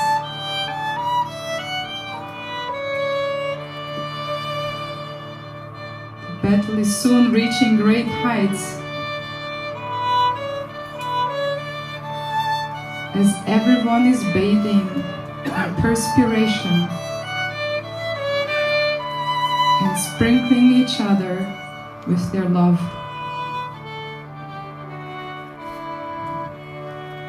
The abir of Krishna's desire and the gulal of Radharani's eagerness are flying in the sky. Both are restless and blooming in joy as they hit each other with their pitchkaris of their loving glances.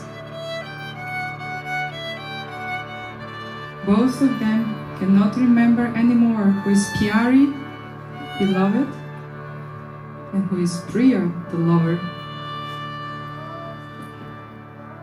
More I cannot tell you about the holy pastime, as everyone is fully drenched in bright colors and hidden in the dense clouds of various powders. Let us all turn to Gurudev now and joyfully shower our hearts' flowers filled with love on Gurudev.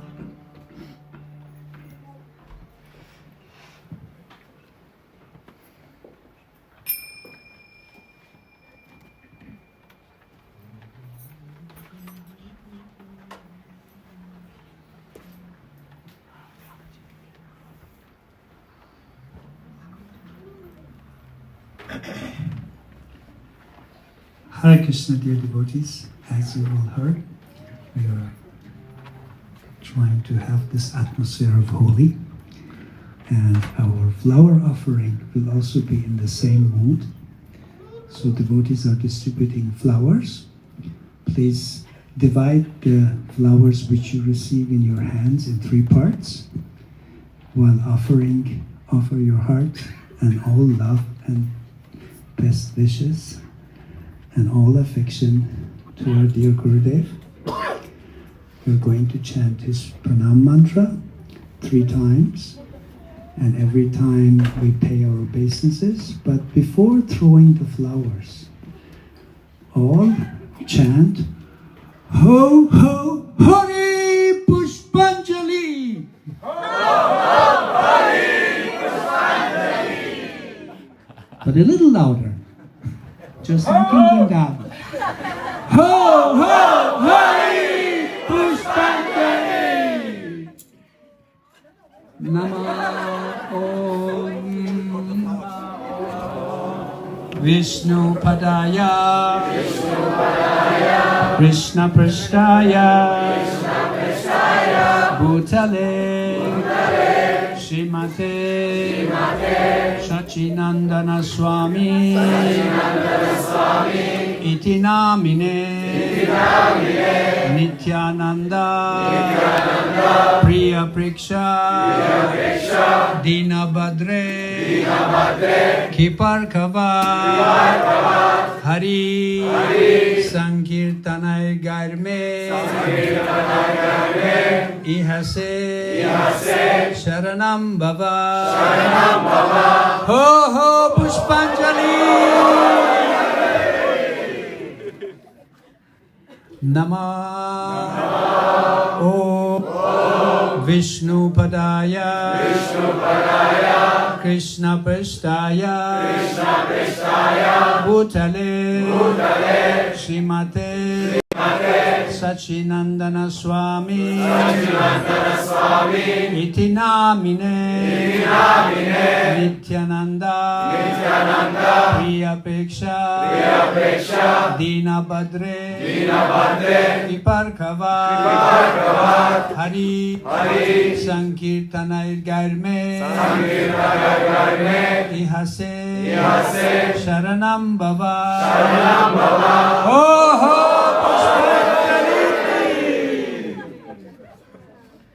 Namah Vishnu Padaya, Krishna Prashtaya, Bhutale, Srimate, Sacinandana Swami, Iti Namine, Nityananda, Priya Preksha, Dinabhadre, Viparkavat, Hari, Sankirtanay Garme, Ihase, Sharanam Bhava, Oh, Pushpanjali, Srila Sacinandana Maharaj ki, Srila Sacinandana Maharaj ki, Srila Gurudev Sacinandana Maharaj ki.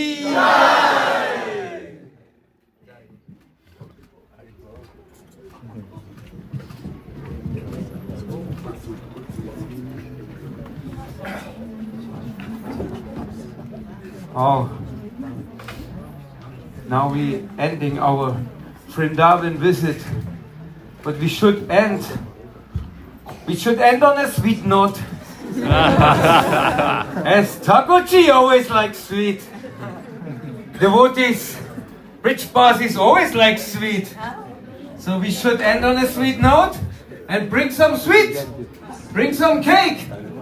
And all take Radha Ramanji Kulya Prasad with you. And because my auntie, Pundarik Goswami's mother, she sent 300 Kulya Prasad. 300. Radha Raman Lal ki. And even more, we have the most precious gift for you all. We all have for you, in little capsules, Shri Brajaraj. Hari Hari. Take it home, the dust of Vrindavan. Take it home, put it on your altars, worship it. And we heard some rumors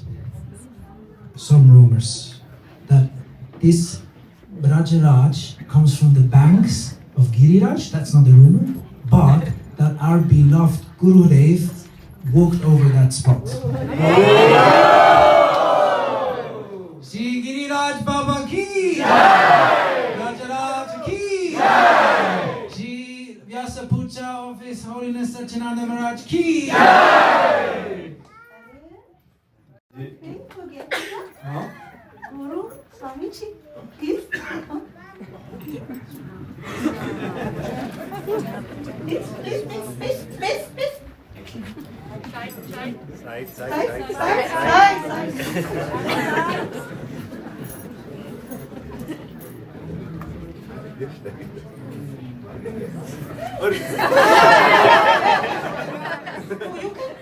Yes. Please. 3, 2, 1, go.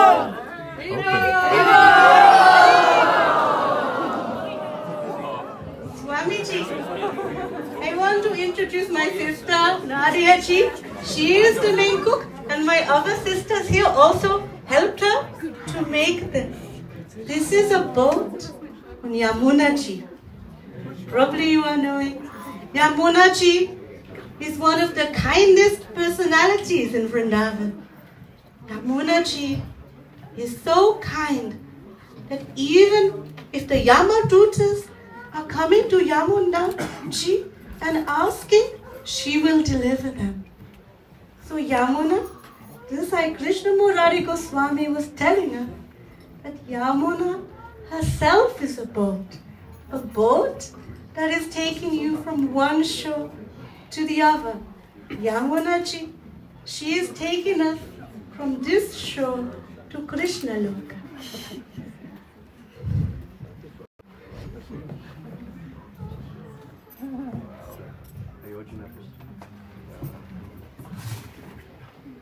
Yeah. Can I have a microphone, please? Yes. Hare Krishna. Can you all see? It's a typical branch board. No. Maybe the ones in the front can sit down. Then those in the back. You see now?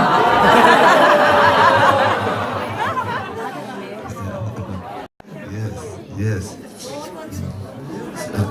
Also, I can understand the Yamuna is also made of, it's a marzipan Yamuna. Fondant. Yes. We of course have heard a lot about the boat analogy in our scriptures, that the human form of life is a boat, the spirit master is steering the boat, and Krishna sends the favorable breezes. There's even a song about a boat. It says, "Who will go, O brothers? Who will go, O sisters?" My Lord Gauranga has a ferry, and he invites everyone into this ferry boat. The outstretched arms of the Sankirtan movement are the oars. You know, oars is what you take to rudder the boat across. And again, the Guru is the helmsman, the one who steers the boat. Who will go across the ocean of material life? And then the singer says, "Only I've missed the boat. I'm still standing on this side." So we should all get into this boat. I believe the tradition, the Gaudiya Vaishnava tradition which we practice, is really supplying a boat that helps us to cross the ocean of material life. It's very nice, and I think it's a tasty boat. No? It's not very difficult boat. Wonderful. Thank you, Nadia. Your idea? Really? Wow. Nadia is so young and so full of creativity. Thank you. And can we eat everything, including the flakes? Other than flakes. Everything other than the flakes. Is there something which you were thinking which I have not expressed?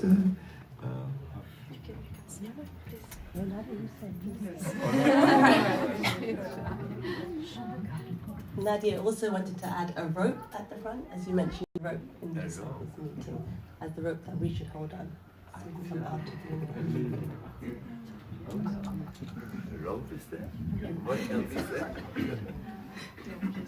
He's asking what else is there. Yeah. Don't be shy.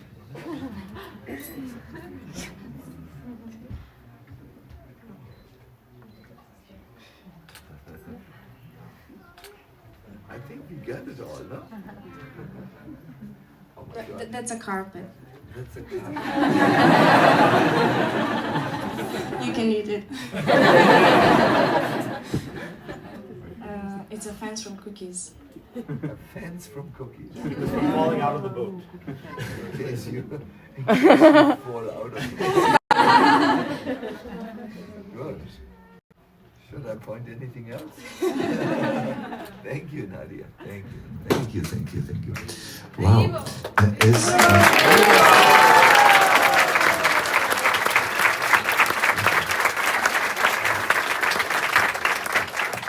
I really feel this is a tradition in our birthday celebrations. We call it cake art. The role of art in spiritual life is very important. It tries to express through art wonderful and inspiring ideas. So the idea here is, let us get into the boat, let us not hesitate. Do you know that the most frustrating experience of my life was when the ferry left without me? I was living on an island when I was young, and at that time you could only come to the island by ferry, and you could only leave the island by ferry. So I remember there was once, when I was a small child, there was a theater presentation on the mainland, and I had delayed in our home. All my friends had gone to the theater presentation. It was some children theater, and I was late. And when I finally came with my bicycle to the place where the ferry was in mid-water, and I still to this day know my existential pain of missing the boat. You know, it's something that's is glued to the memory. So Nadia has given us these boats.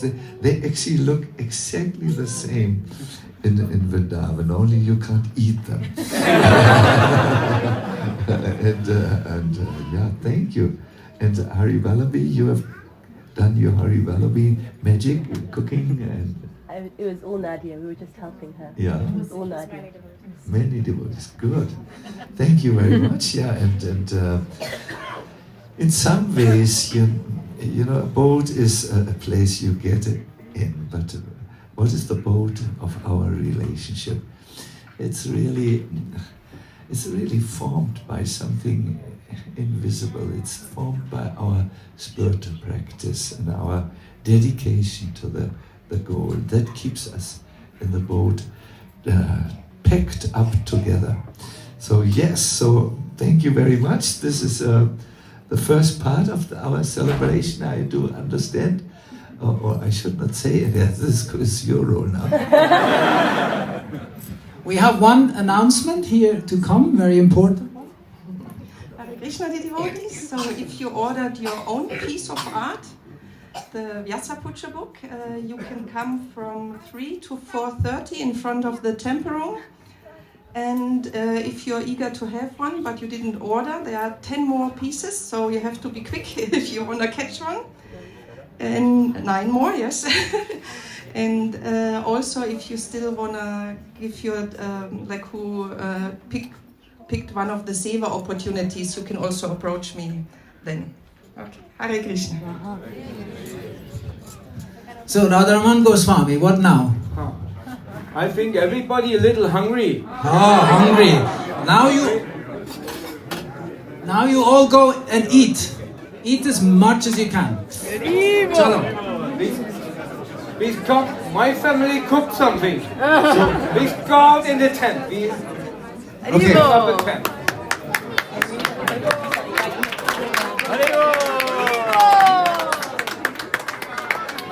Dear devotees, so you'll be able to pick up the Kulia pot of prasad from Radharaman, Niraj Prasad, and the vial of very vital Braj Raj, which it's no rumor that Guru Maharaj stepped on the dust which was collected, because I collected it myself. So feel fully assured, no need for rumors. But you can pick up a little glass vial of Braj Raj also at the in the tent when you collect prasadam. So collect your maha and the Braj Raj.